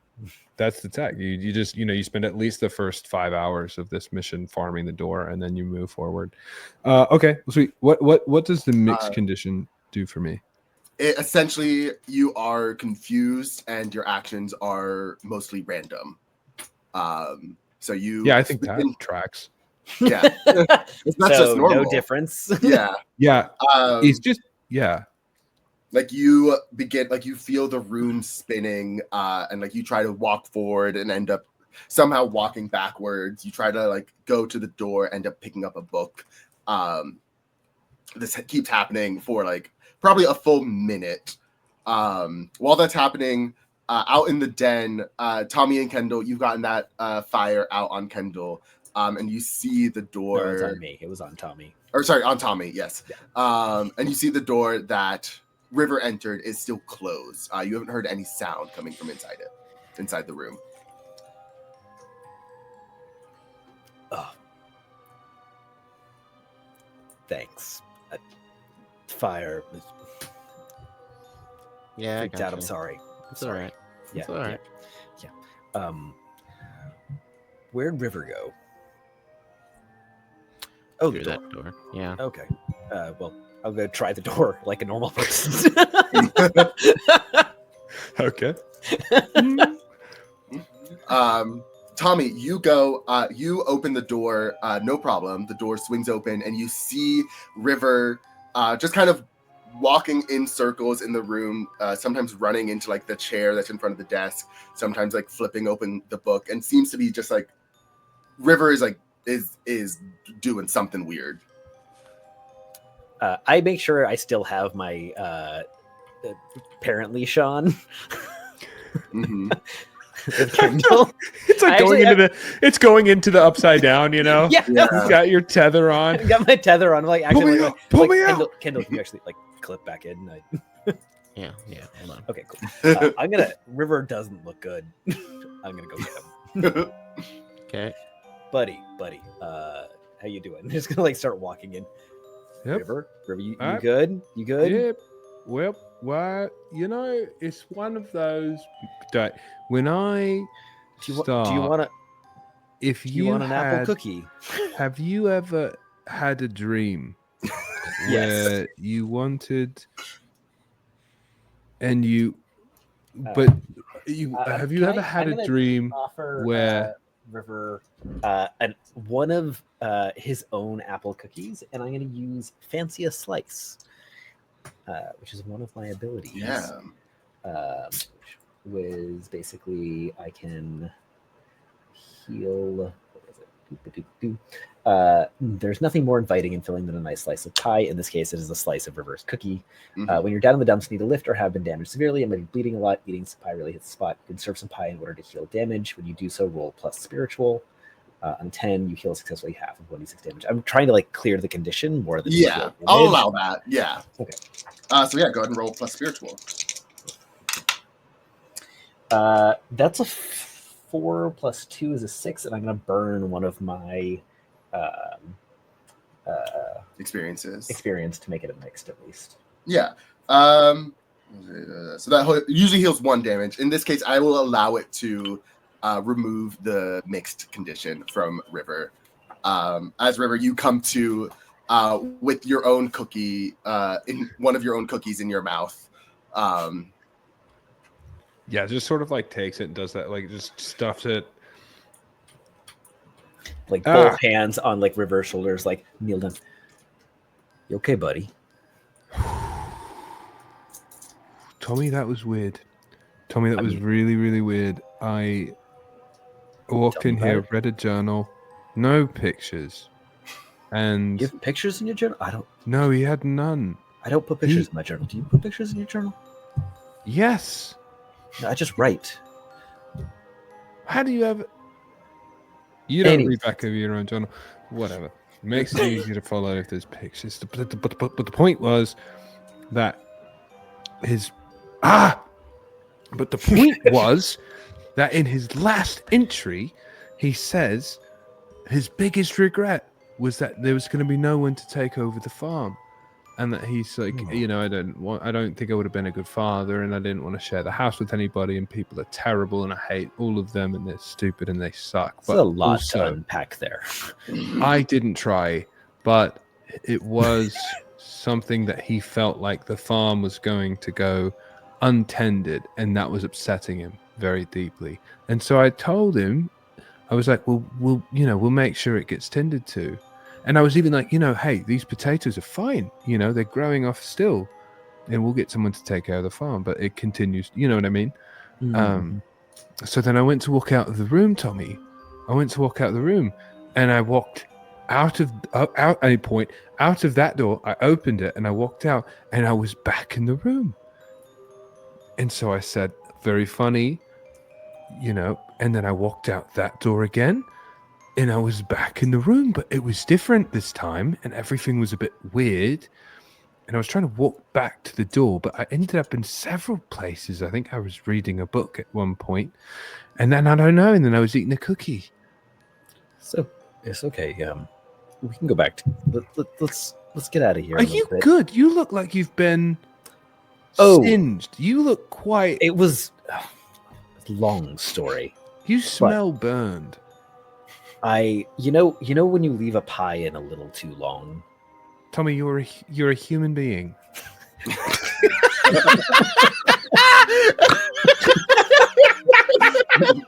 You are not a pie. I was just seeing you seemed a little out of it. I was trying to give you a metaphor. No, I appreciate it, but I'm more concerned about you, a human being who has clearly been on fire. I put some ointment on it. I came prepared. It stings a lot. Oh, you've still got the leash on. No, that was because you seemed weird. Right, no, I'm glad because there's a potential we don't make it out of this Honestly, room. We would never have made it this far without Kendall. How do we do anything without Kendall? I guess it makes sense. Kendall was the one that started Blanc Month, Yeah. Canonically. You guys okay? We're good. I'm good. Yeah, I'm going to try and walk out of the room. But you see, like, the eyes start darting. The closer I get to the exit of the door, the more anxious I keep a hand on River and be like, yeah. Buddy, let's go. You kind of following back your tether to Kendall are able to, you pull yourselves out of the room unharmed, unmixed. And you are all once again back in the living room. There are... would appear to be 3 other doors, down a hallway, as well as that hatch to the basement. No hatch. Okay, let's check the doors together. I pull the rug back over the hatch. you take out a new rug that you put up. I unfurl my yoga mat, actually. Keep it on hand at all times. River takes a twig that he's been keeping for a special occasion, puts it through the latch to create a lock for the latch before you put the rug over it. All right, let's try the first door down the hallway. Kendall, what do you think we should do? There's 3 other doors, right? Honestly, he's trying to kill us. Right. Not sure why. He's worried about the farm going untended, and I'm like, we'll tend it. And he's like, I'm gonna kill you for that. And I'm like, but it's just gonna keep being untended. I tried to give you the thing you wanted. I want the sweet potatoes to grow. We're gonna put them in the festival. He's yelling this out to the house. We're gonna put the sweet potatoes in the festival. Only we can do that, though. If we don't make it out of here, the sweet potato goes this is a man deeply cut unrecognized off from his feelings, so we can't really trust what he says. Oh, guys, I know, he's already. I'm gonna burn another. I'll burn another. Forget inventory space, right, guys? This is what we need.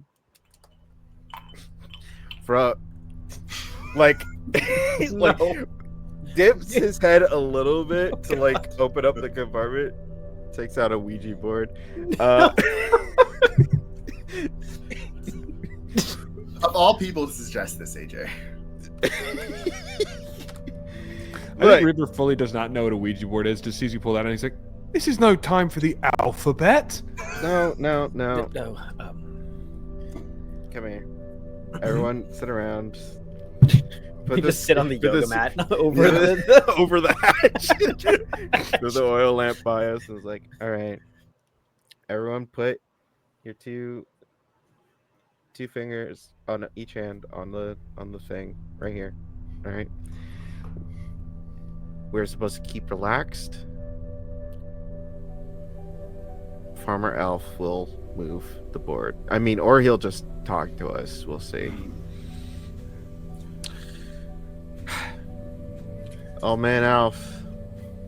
I know you want us out of here, but we want you to be able to be restful. So, 1, are you here with us right now? So, like, I surprisingly didn't put mechanics on how to use a Ouija board in this baking game. I'm shocked. What? I can't believe that wasn't step one. Which is honestly is personally for me shocking. But I think I want all 3 of you to roll plus spiritual for me because that makes the most sense, right? Makes the most sense. Yeah. Does this, because we have that cocoa butter on, does this count as rolling spiritual against the ghost? Or is this rolling spiritual? Well, it's just protection. We just have protection. Yeah, so that'd be just against damage. Okay. Yeah.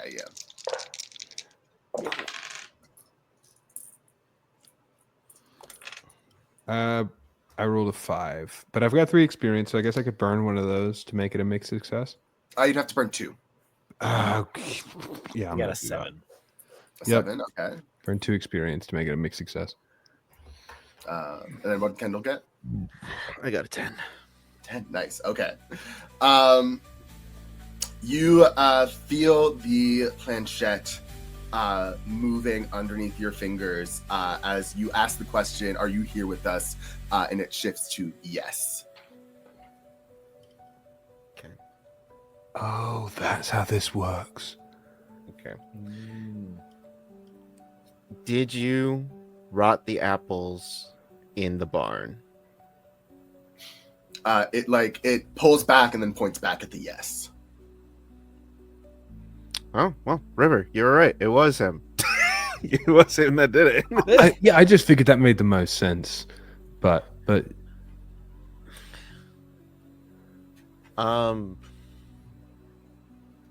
Why?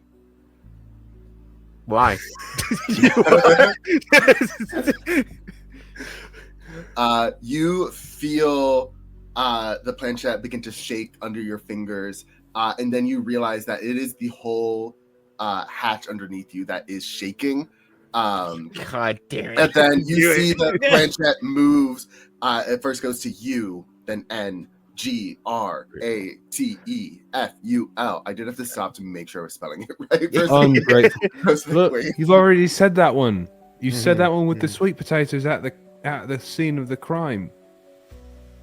Mm-hmm. Tell him, Kindle. Tell him he already said that. He can't say it twice. No. He. That's against the rules. I didn't know what this was. But I know the rules. I know he can't do it twice. I know the rules No. of the alphabet. Yeah, there's only one Oh. letter in the alphabet. Okay? You get to do it one time. What other questions? And the hatch is still shaking underneath you. Okay, ask him if he would be more grateful if someone took over the farm. Because he doesn't want to talk to me because I'm an otter.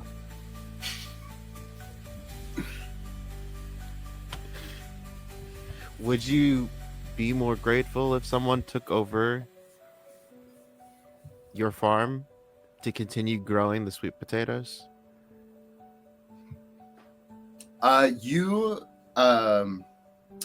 Kendall, I want you to roll for me Uh-huh. a sugarcoat roll, plus social. All right. Yeah, I can do that. Man, I should have picked even temper. I didn't realize how much I'd be rolling social. That is a 9. Yeah, that's a 9. A 9. All right, so mixed success. you, on that mixed success, you feel the planchette shaking once more underneath your fingers, as then everything becomes still as the hatch beneath you stops, and the planchette flings out from your hands and embeds itself in the wall across from you, as then the dust begins to swirl and twist upon itself as it manifests into the spectral form of Old Man Alf, floating in front of you, wearing this elderly man with an unkempt beard, having one of those wide-brimmed straw hats, overalls with the button-down shirt, holding a spectral hoe. That's what I call my lady. Spectral hoe. I'm going back in time and stopping myself from inviting I know this is pre-recorded, but you can't edit it out. We're laughing too much. But yes, with a spectral farming tool floating before you, his face in a scowl, and he says, no one could take over this farm. I don't got no one to pass it on to. Well, that's not true, is it? I mean, someone could probably take it on. Hey, you could teach them. You're in a spectral, but you could mentor someone how to take over the farm. I got this farm from my dad. He got it from his, and he got it from his, so on and so forth for generations. I can't pass it down to someone not my kin. I mean, a father is really just it's more of a spiritual role, really. I mean, I think that there are a lot of people who have father figures that aren't related to them at all. And I think that the same could be true for you. Some of the best stories are about characters who serve as father figures to people who are not kin to them. And they learn, a lot of times it's like a grumpy older character and a very optimistic younger character. And they sort of bond in that way. Thank you, Tommy. Yeah, exactly. They bond in that way, and they sort of create something very beautiful and new, and more sweet potatoes, which would be great. River, I want you now to give me a sugarcoat roll. God. Okay. Well, plus social. Sorry, gang. I've got a -1. This ain't gonna go great. It's an 8. Okay, mixed success. Yeah. He looks at you and says, "Listen, I have nothing against others. I want to get that up first. It's nothing against others." He says, it's too late for me. It's been decades. No one would want to take on the work of revitalizing this farm. No one would want to take on this life I left behind alone. I'm just gonna say this, Farmer Elf. It's been 70 years. Times have changed. In a good way. In like a good way is what he's saying. He's like 70 years. There are a lot of people I think that would be very excited to take on this kind of work. And what we were tasked to take those apples that you rotted, but the apples to make a big pie for everyone for the grateful season. And we were thinking, when we learned about you and learned that you grew sweet potatoes, we were thinking like, oh, what if in this big giant pie of this representation of this town, because you are part of the history of this town, and you're saying like your father and your grandfather have been in this town for a long time, you are part of this town. We want to put sweet potatoes in this big pot. Yeah, put sweet And- potatoes on the map. Yeah. And when they taste it, they're going to taste the sweet potatoes and the apples and the honey joining in harmony because we are great bakers. Really good. Really good. Really, And really good. when they Good see short that rest. yes, Layers. this Yeah. town is great with apples and great with honey, and they can be just as great with sweet potatoes, and we just need to open their eyes to it.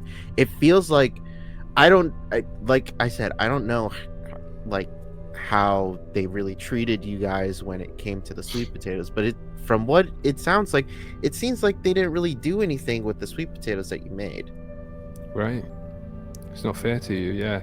I mean, sweet potatoes are great too. It seems unfair that you would make something that has just as much versatility as the apple, and you just get the short end of the stick. So that's what we want to use, your sweet potatoes that you've grown and now that are growing wildly in your farm right now, in this pie, to show that sweet potatoes are here and part of your history of this town. You see, he looks at all of you before he moves very quickly forward and is in Kendall, in your face, right in front of you. Kendall, I need you to roll plus spiritual for me. If I get a mixed success, I am burning that experience for sure. I don't need to. That's a 10. A 10.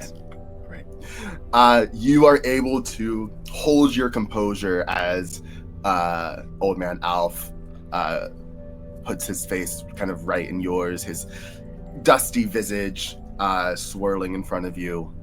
I want him to be able to see in my eyes that I am telling the absolute truth, and that is why I'm here, and that is what I genuinely want to do.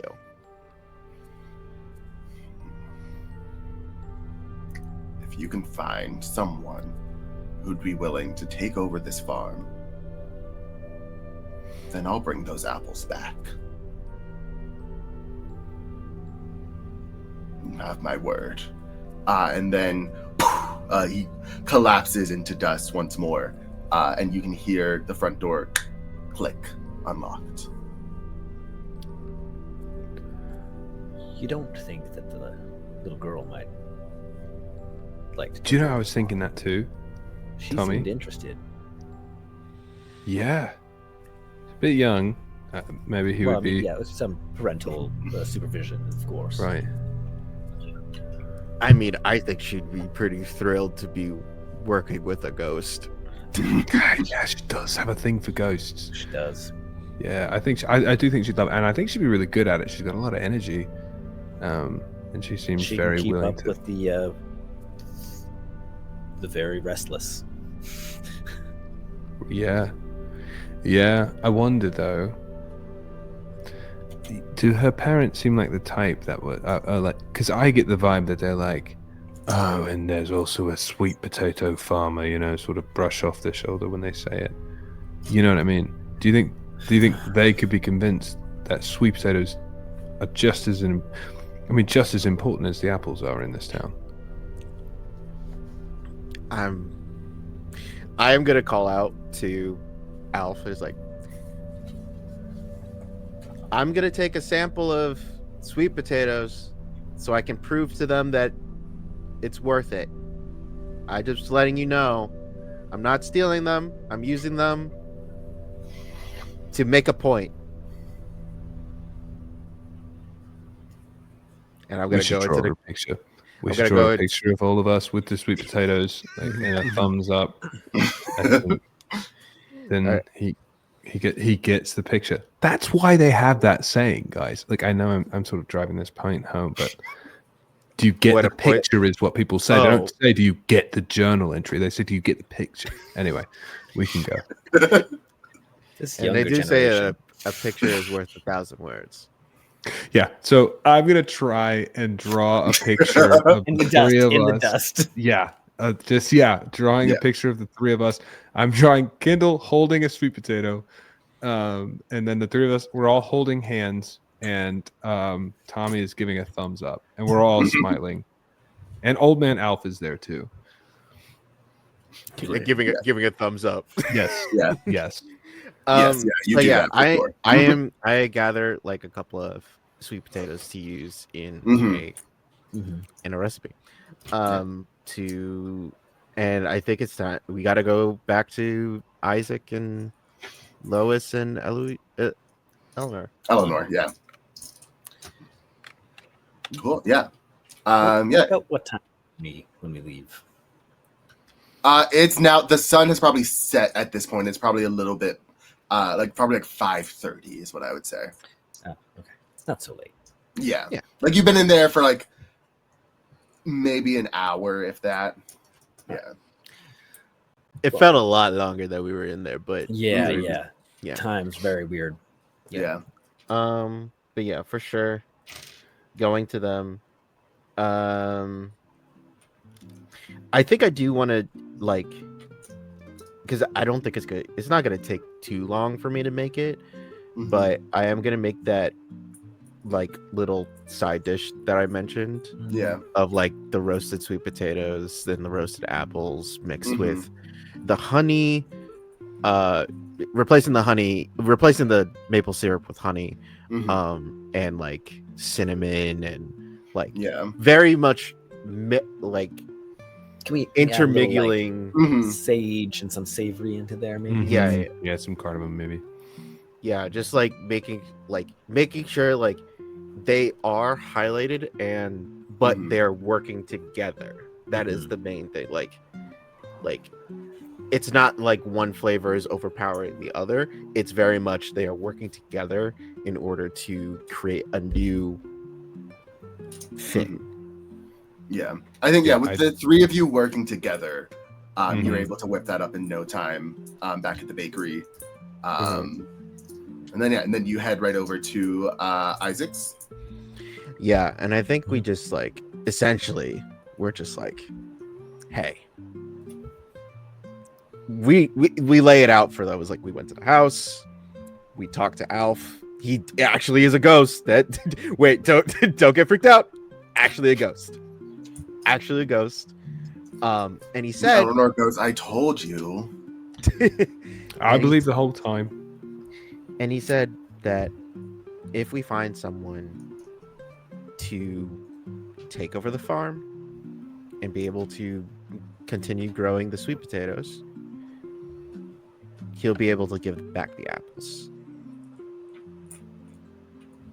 And I also wanted to show you this, give you this as trying to persuade you in a way, because we've been here for the past day and a half. In all our time here. In all our time here, yes, this town very much known for their apples, known for their honey, but the sweet potatoes here are part of your history too. From what we heard from Farmer Alf, his family's been doing that for generations here in this town. And I want you to have this to prove to you that it is very much as you are known for apples and honey, you can also be known for sweet potatoes. It's like a hidden legacy of this town. And just give the dish to Secret Isaac and weapon Lois. site, is what we would call it at the bakery. The three of them take a bite. Each grab a forkful, and are. I think Eleanor is immediately this is so delicious. This is so great. Lois and Isaac chew on it a little bit, just both literally and physically. Before Isaac says to you guys, "Can you take me to the house?" Can you go with me back to the house? Yeah. Of course. I want to talk to Alf. Yeah. Before we go over there, I need you to understand. Do not go in the study. It's so weird.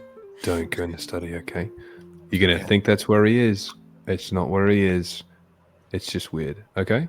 Great, we can go. Okay. Cool. Yeah. Okay. Is there some like connection that Isaac and Alf have that like is sort of unsaid here? That like is there like something in the house that might make it feel like there's like some relation or connection or something like that? Something we've seen on Isaac. You don't get that sense. No, I think with everything you've seen, like it was, Alf had at the time of his death, Alf had no family. Okay. Yeah. No secret. And it was Isaac was the mayor of this town after he had died. Yeah. Isaac has been the mayor of the town for like maybe 3 or 4 years at this point. Like and he most likely wasn't even born. He wasn't even born. Yeah. Sure. I meant like more of like, is there like some like, oh, maybe not direct family, but like like third cousins kind of thing. Yeah. It is a possibility, kind of in the sense, like in a lot of these small towns, everyone's kind of cousins. No. But so that just reminds me. That's. I will say after the session because we will be sidetracked. Triggering. Yeah. Remembering growing up in a small town, not loving that. Same. Grow up in bigger towns. All right. Then. You guys make it back to the farmhouse with Isaac. Isaac steps up to the door, hesitates for a moment, takes a deep breath, and knocks 3 times on the front door. There's no loud resounding bangs this time, no fanfare. You just hear the lock unclick as Isaac opens the door and enters the house. Did Eleanor come with us? Like Eleanor and Lois also came with us, or is it just Isaac? I think just Isaac came, unless you like specifically said, "Hey, Eleanor or Lois, come with us." Can we invite Eleanor? Sure. I think that was the person we were thinking about. I feel like Eleanor is the most likely. Has a rapport. Yeah. Mm-hmm. Has a rapport and also is the most open. Yeah. Comparatively. Yeah, I mean, you saw how she treated that dish. She gets it. Yeah, I think we should have Eleanor with us at least. Yeah. If Lois wants to come because Eleanor's going, that's fine. Mm-hmm. But I think Eleanor should come. Mm-hmm. Yeah, I do think Lois does come with just in addition to Eleanor. So yeah, family prayer. Yeah. So you all do you all follow in after Isaac? Mm-hmm. Mm-hmm. Yeah. Yep. Yeah, the three of you, along with Eleanor and Lois, enter after Isaac. Isaac is standing kind of just in the middle of the room, just looking around. His nose a little scrunched up at all the dust that's in the air. And he says aloud, kind of speaking up just to the air. Show yourself. I know you're watching me. Show yourself. He says, Alfred, there's something I want to offer to you. I know you want someone to take over your farm and to continue its legacy and to continue growing your sweet potatoes. And I don't come here offering someone. I come here offering several someones. Because I believe that we as a town as a whole can help revitalize your farm, bring it back to its former glory. We can each take our turn, do our own lot in helping maintain it and sowing the seeds that you place down and continuing its legacy. What are you all doing as Isaac is speaking? I think I'm giving Isaac his space. Like Mm-hmm. we Standing did on our top of that basement hatch. Making sure that it's not open. Not opening. Eleanor disappears through the hatch. We're like, Now I'm letting. I think I'm just standing there and watching, because this is something that Isaac wanted to do. We did our part. We told what we were supposed to tell and brought someone, and he's now offering what he's offering. And I think just letting him do what he needs to do, because I think we've done what we needed to. Mhm. I think as he started talking and it started to like diverge into like, I didn't bring you someone. Yeah. Tommy's like, oh no. Like he like gets that moment of like a little bit of panic, and he like puts a hand on like River's shoulders, like about to say something, and then it like keeps going, and he's like, oh, okay, multiple people. Okay. I like the idea that all three of us for a second are like, wait. No. Oh no, it's fine. Oh, it's Okay, fine. actually, It was always that's fine. better than I thought. Okay, cool. That was actually always fine. Yeah. After Isaac finishes speaking, you feel the house. It almost feels as if the house releases a breath of air that it has been holding for 70 years. You can feel the structure relaxing, and that kind of heaviness in the air, that uninviting feeling. It doesn't leave completely. There's still a little bit of that hanging, but you can feel it dissipating after Isaac finishes speaking. Yeah. Well, yeah, you have a bit of a... but the energy has shifted in this home, for sure. I think at that point, you also hear the sound of the barn doors swinging open outside. I'm gonna Shall we? go check that out. Yeah. Pretty much immediately. Mm-hmm. I think you all as a group head on over as these barn doors are still kind of like teetering as they opened out, and you can see that there's no longer that smell of rot, that putrefaction, as all of the apples have been revitalized, are all shiny, kind of red with that bit of greenish yellow striation through it that you've seen in some of the other apples you've seen here. And among the apples, you see, as you take a closer look, you see several gorgeous looking sweet potatoes that are just dispersed throughout the apples. Yours for the taking. See, this is what I was telling him when I was in the study. He's got a sense of humor. You know, he's like a practical joker. And I just said to him, I was like, if you'd been doing this the whole time, you'd have had friends. You know, he's like, I'll bring the apples back. And he's like, there's sweet potatoes in there. You know what I'm saying? And the word ungrateful on the wall has disappeared completely. Well, boys, I think it's time to get to work. Better get these apples over to the bakery. And sweet potatoes. And sweet potatoes. Actually, does anyone have a truck? This is a lot.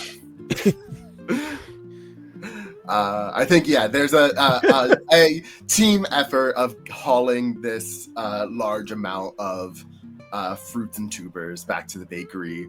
As I think it takes you guys probably a full day or two just to even sort through them. And then even another day to do the baking and all of that. Yeah. Which, Lois and Eleanor come by. Eleanor is, very excited to see you guys working on this large pie. Is very grateful that you, cleared her name that, was slightly besmirched.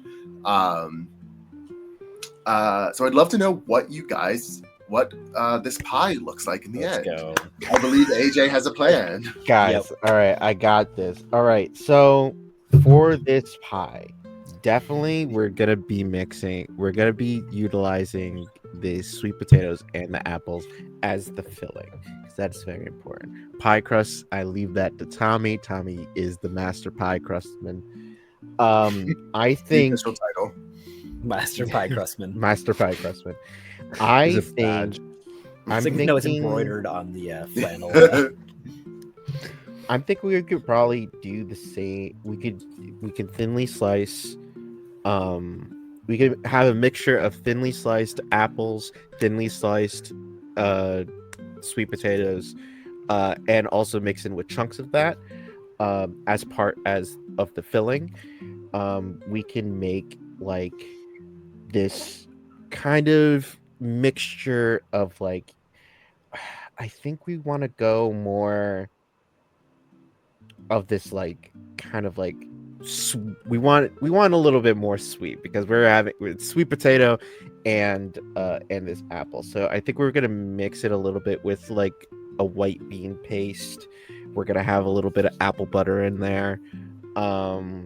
We are gonna have like those a little bit of mashed sweet potato in there, and that is gonna be like a lot of the filling. We could put like the little chunks of apples in there and the chunks of sweet potato. We're gonna create like a candied kind of thing with the thinly sliced sweet potatoes and the sweet and the apples to be as part as like the decoration on top of the pie. Yeah, that's what I got. I think one of the things too, you know how when you make tarts, you can like put the slices on end and do like that like sort of like concentric circle kind of thing. I think like we're doing that in this massive pie to mirror the sort of concentric circles of the town as well. And then the sort of like crust on the top also has these sort of like big bands of sort of concentric pastry. And I was thinking of also like for some of the key landmarks or just like points, we'll like caramelize honey into like shards or shapes to represent them. Totally. Yeah. River, do you add anything to it? Everything I was going to say just got stolen, so I think no. Sorry.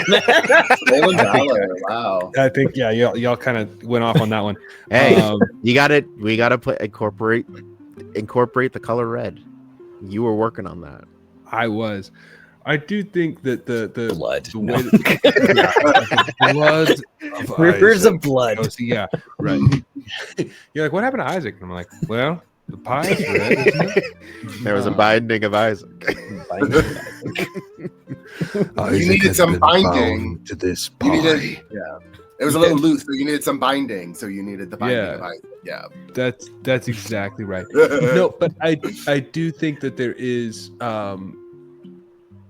less an excitement of like changing the color. I think that with this one particularly, River is very engaged in the idea of the authenticity of the way that these the apples and the sweet potato look, because I think it is very much about sort of stripping away what you think the thing is going to look like, and very much like this is the unifier.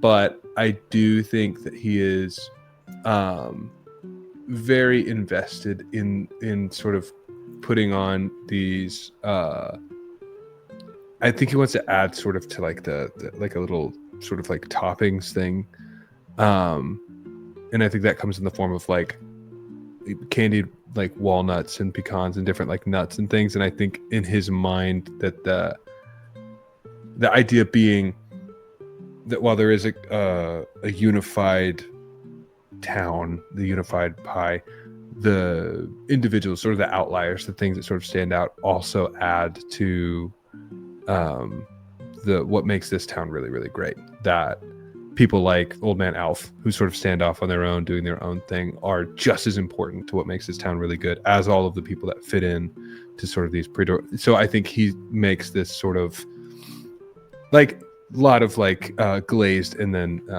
candied nuts and sort of puts them over the top of the pie to try and add to kind of the texture, but also to the flavor, sort of glazing them in like some honey and then baking them and then adding them on the top. Oh, can we hide like like the bean, like the bean in there, like the king. Oh yes, like the king's cake. Yes, yes. It's like we hide in there. There's like a little. We The have tooth like of a little Isaac. white bean, but we've drawn a ghost face on it. Yeah, Whoever finds the ghost gets to be old the man mayor for Alfred. yeah, Yeah. old man Alfred. Yes. Yep. You guys finish making this pie. It's exactly how you described it. A gorgeous mixture of this apple and sweet potato and honey, and the white bean paste and the nuts and all these various flavors coming together. You present it to the town at the Gratefulness Festival. The whole town is there. This large table in the center of town. There's like there's like specifically made, like, because it's a huge pie. They made a specific platform just for the pie to stand on. And it's just a gorgeous representation of this community, of their legacy and of their future, and just of how different things can come together to make something beautiful and unexpected and delicious. The pie is a huge hit amongst everyone. And I lastly would love to just have a little scene from each of you of what you guys do at the Gratefulness Festival. There's of course the dinner. There's as well as there's like a little fair situation of like there's games and merrymaking happening. There's a band playing, children playing over in the brook as well. What do you guys do?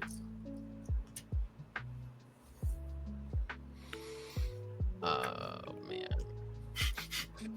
I think River's obviously starting off by playing in the brook. Let's be so real. But yeah, he's gonna go, I think, sort of like make his way around to hopefully some place where they're like sort of handing out the apple cookies, the ones he's been sort of trying to hunt down from the beginning, and trying those and trying to talk to the people who are making them and see what their inspiration was and what got them into making cookies in the first place, and see what the similarities are. And I do think in the back of his mind there's like his like sort of fingers crossed hope that he's going to eat these cookies and that there's going to be something that connects, that he remembers. But a lot of what he's doing at the moment is trying to just sit in the moment and connect with people that are excited about the things that he's excited about, and figure out what generates their excitement and what makes them love baking. So yeah, I think that's what he's doing.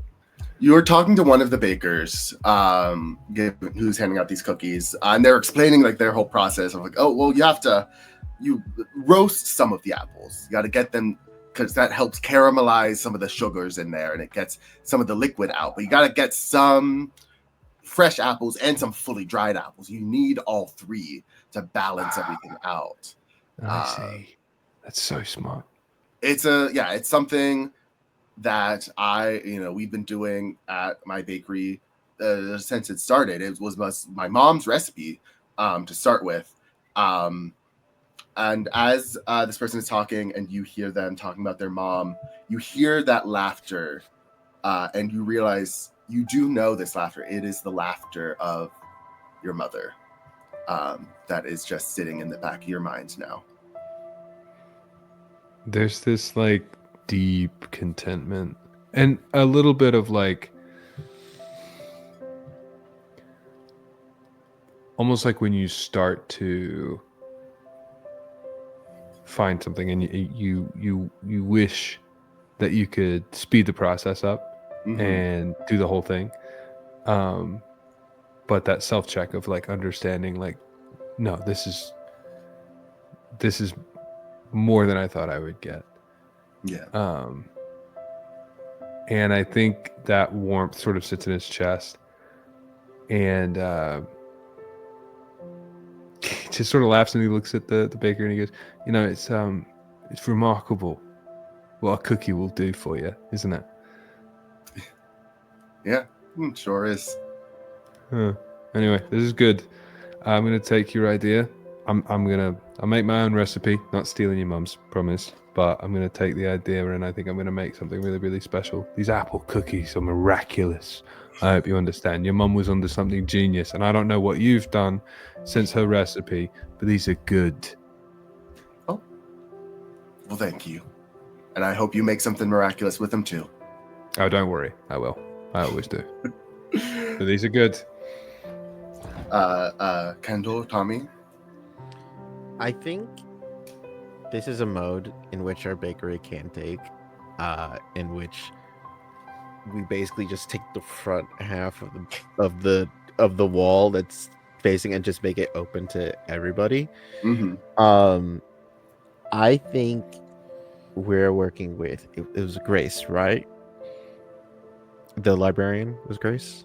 Gail. Gail. I knew it was a G name. I was like, is it Grace?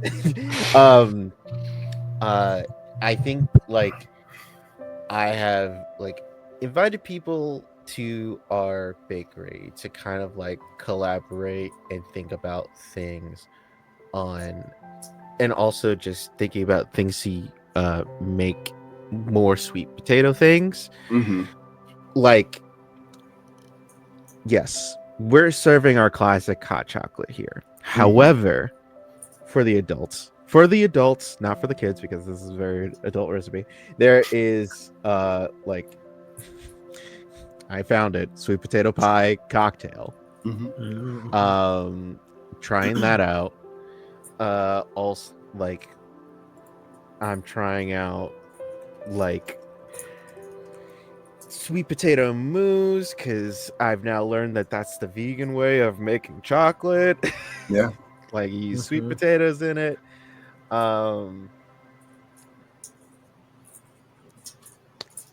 Guys, after this game, I have so much knowledge about sweet potatoes and apples that I'm never going to use again. Casserole. You could do there's sweet potato pie by itself. Yeah, like I like basically just like doing like an open kitchen kind of thing for like bakers and cooks and stuff like that. Of just like, hey, here's things that you can now do with sweet potatoes that we can incorporate into our menus and whatnot, not just apples.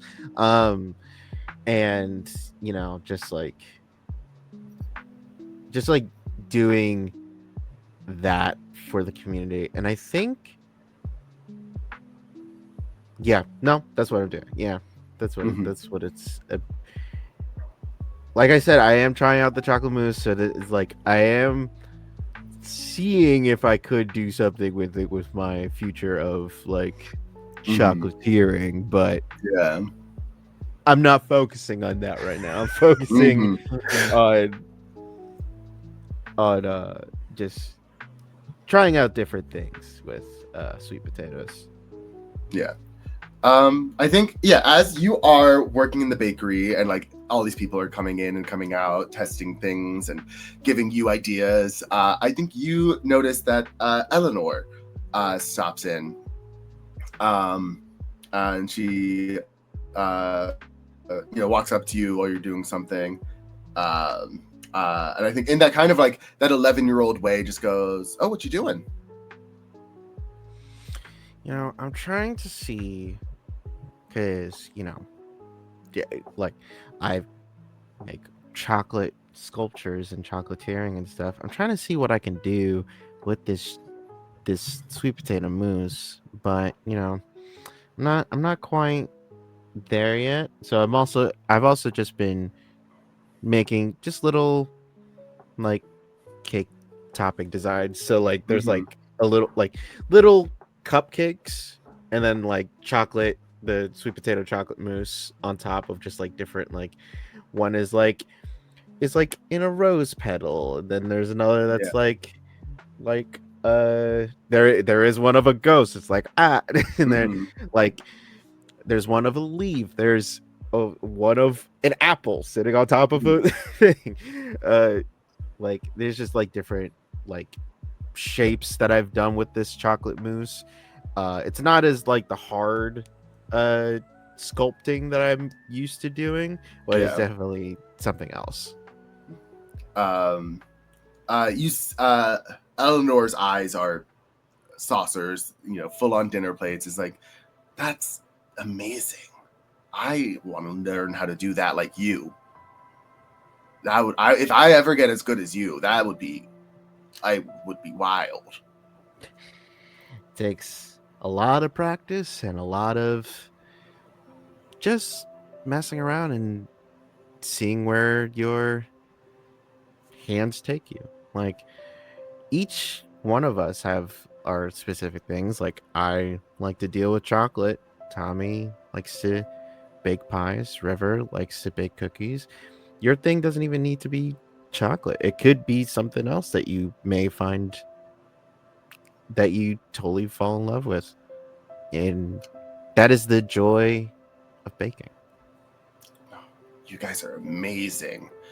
I heard from River that if you throw something from a place in your hearth, that it goes to where that thing is from.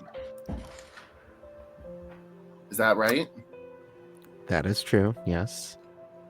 She holds out in front of her a little rabbit rag doll. It's like a little white thing, floppy ears, little button eyes. She says, "This was my doll when I was younger. I don't really play with it anymore, but it's from here. So if you could come back here. You just need this, right?" Yeah, that definitely works. And I can also show you. I can also show you this. Whenever we do throw something into the hearth, and like I point out our little helpers, they do like to come to life and help us out. We said like they were like embers, right? They have like embry, like they have like embry energy. You can still see what they used to be like underneath the fieriness of them. Yeah. And they're warm, but they're not hot, Yeah. So I think like you would probably see like there's like obviously there's like some that are just like basic shapes of like wood that we usually do like just get wood and like sometimes carve it. So there's sometimes a stick. There was like a rock that River found. Very cool rock, found one time that I think was an accident that he threw it in. Trying to put it on the mantle, just dropped it in. You don't talk about it with River. He's still very upset about it. He has a very weird connection with that particular helper. But there is definitely some that are like there's like a toy. There's like not like a toy. There's like something that you would get like at a knick-knack shop. There's something that you would get. There's like like one time there was. I'm trying to think. There's definitely like one of those like Eiffel Tower fridge magnets. 1000%, yeah. But it's like Eiffel Tower knife with somebody's name on it. Yeah, there's like that, but like they're alive and like helping out and stuff. Like you do see some of them just like carrying out the little cupcakes that Kendall have been making and then like putting them on display. And it's like, and when we do come back, we could see what you got, how much you've grown. Okay, yeah. And definitely when you're older, maybe you can join us. Eyes are bursting out of her head in this moment. I need to start practicing right now. I gotta go. You see, she starts walking away. She takes a moment, passing by some helpers that are kind of like on their way to do something, and she like lets one of them like jump in her hand, like does a little dance, and she laughs, lets it go on her way. She heads on out. Tommy. I think Tommy is out around the like fire pit we have, and sort of leaning into full like camp dad mode. Has like a gathering of like some of the kids of the town around, and is roasting, has like some things on like little like sticks over the fire to make s'mores, and like is like has a few like tinfoil wrapped like sweet potatoes in there and some other stuff to like cook, and is just you know turning a little bit of their story into the story of Old Man Elf into that like the heartwarming version of a ghost tale, with these kids, just sort of like leaning into that, and enjoying a little bit of the evening. Yeah, you take this because the story of Old Man Alf was kind of this scary story to tell around a fire to scare the little kids, and you take it and you twist it upon itself to not be scary and to instead be inviting and to be a story of how even after we're gone we can still have our legacy continue, still have our story continue. And I think even like still like keeping a little bit of the scary thing is okay to look at kind of thing, like, and sometimes that's where we find like these like amazing opportunities and like ways we change. You see, as you're after you tell your story, one of the little kids looks up at you and says, "Mr. Tommy, do you have kids?" Oh god, you watch Tommy, who's late 40s, just go from like there's any adult would clock it, there's just like a glimmer of sadness. He's like, no, I don't. You'd make a great dad. Yeah, I think I would. And just like sort of fumbles for a s'more, and like this, here, you're burning your marshmallow. You don't want that. Too bad. Just a little bit of the crisp, and like totally deflects. Yeah. I would love what goes on in Tommy's head. I think maybe Tommy steps away for a moment in that second. What goes on in Tommy's head as he reflects on that interaction? Yeah, I think Tommy, like maybe we catch Tommy a couple minutes later, just like sipping one of the sweet potato cocktails. Just throwing it. Yeah, actually just like doing the like literally throwing back a home cocktail. And just sort of thinking back to a little girl that he sort of left, and has sort of not seen in a long time, and is just sort of like reminiscing a little bit about a bit of life he left behind.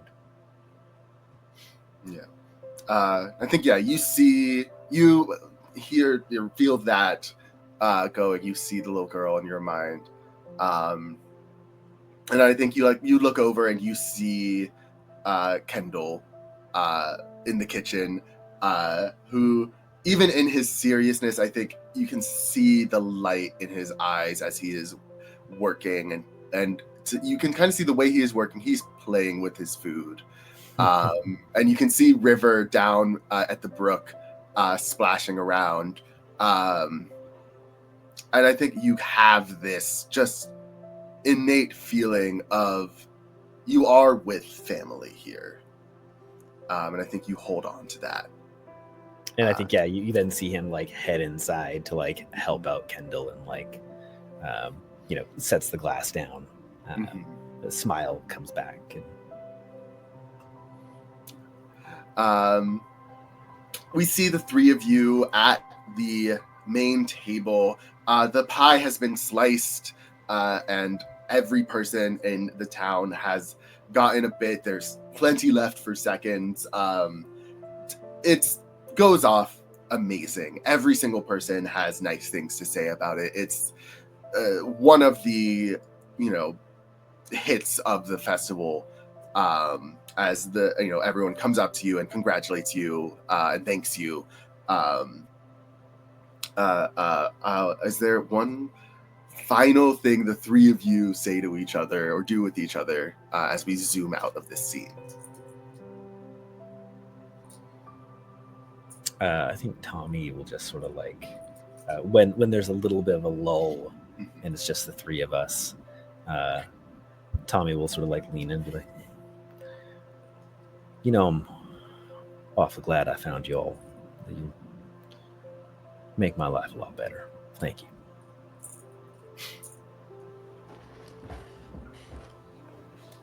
Yeah, I kind of feel the same way. I think I'd be a bit lost, to be honest with you.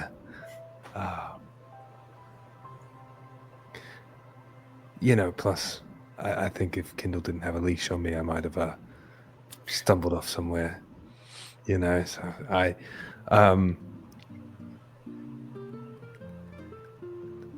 don't know. Yeah, you're right, Tommy. It's moments like these I just feel like, well, we've got something special. And it's really, really cool to be with you guys and bring something special to people. So thank you guys for letting me be a part of that.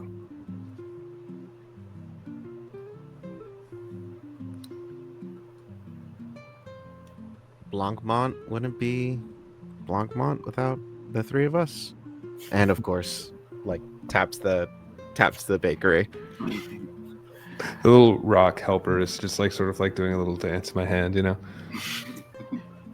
And then I think I'm like, it's like, well, it just like opens like this like cabinet of just filled with just different pieces of wood. And stuff is like grabs a random one and is like, hey, close your eyes, okay? We all close our eyes. Yeah. Grab it. Yeah. Okay. No cheating. All right. Yep. On to the next one. Been No nice, idea. Havershan. Throw it in. As you throw this piece of wood into the hearth and the fire begins spreading out and the Blancmont begins disappearing from this place, we hear one last thing from the town square as Eleanor yells out, "I found the ghost bean!" And you are on to your next adventure.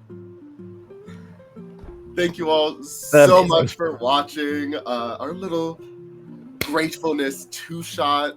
Thank you to my beautiful bunch of bakers for being a part of this. Let's have you guys one more time tell the people who you are and where they can find you. Let's start with AJ. Hi, what's up? I'm AJ. I've been Kendall, your Power Ranger action figure chocolatier. Yeah, it's great. You can find me all over the internet as Husha_kid or just Husha Kid. Or you can go to my website at hushakid.com. I should update it more, but it's there. It has a lot of stuff on there. You'll be entertained. Are you not entertained? Hi, I'm Christian. I've been River. Hopefully your favorite anthropomorphic otter cookie baker, with a very, very strong affinity for rocks. And you can find me on TikTok at almost Theo James, doing monologues or I don't know, whatever else I'm doing these days. You won't find me anywhere else, so don't go looking because you might find the real Theo James, and I don't know what he's up to, so that's no affiliation. All right, but TikTok, almost Theo James, you can find me. And Carl. And my name is Carl. You can find me a bit around the internet. Visions of Carl. I've been playing Tommy, the secretly sad camp dad.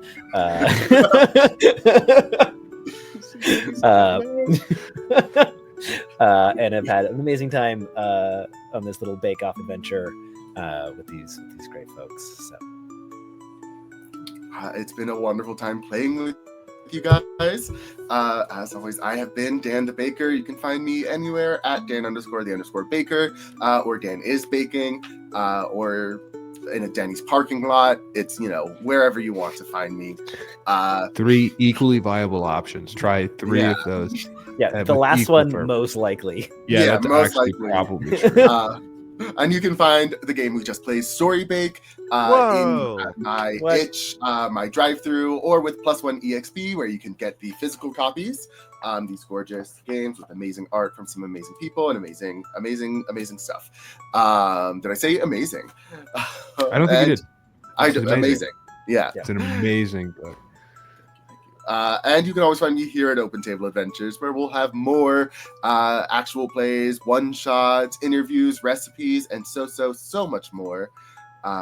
So, as always, I've been Dan the Baker. This has been Open Table Adventures, and you are always welcome to pull up a seat. Bye-bye. And happy Thanksgiving!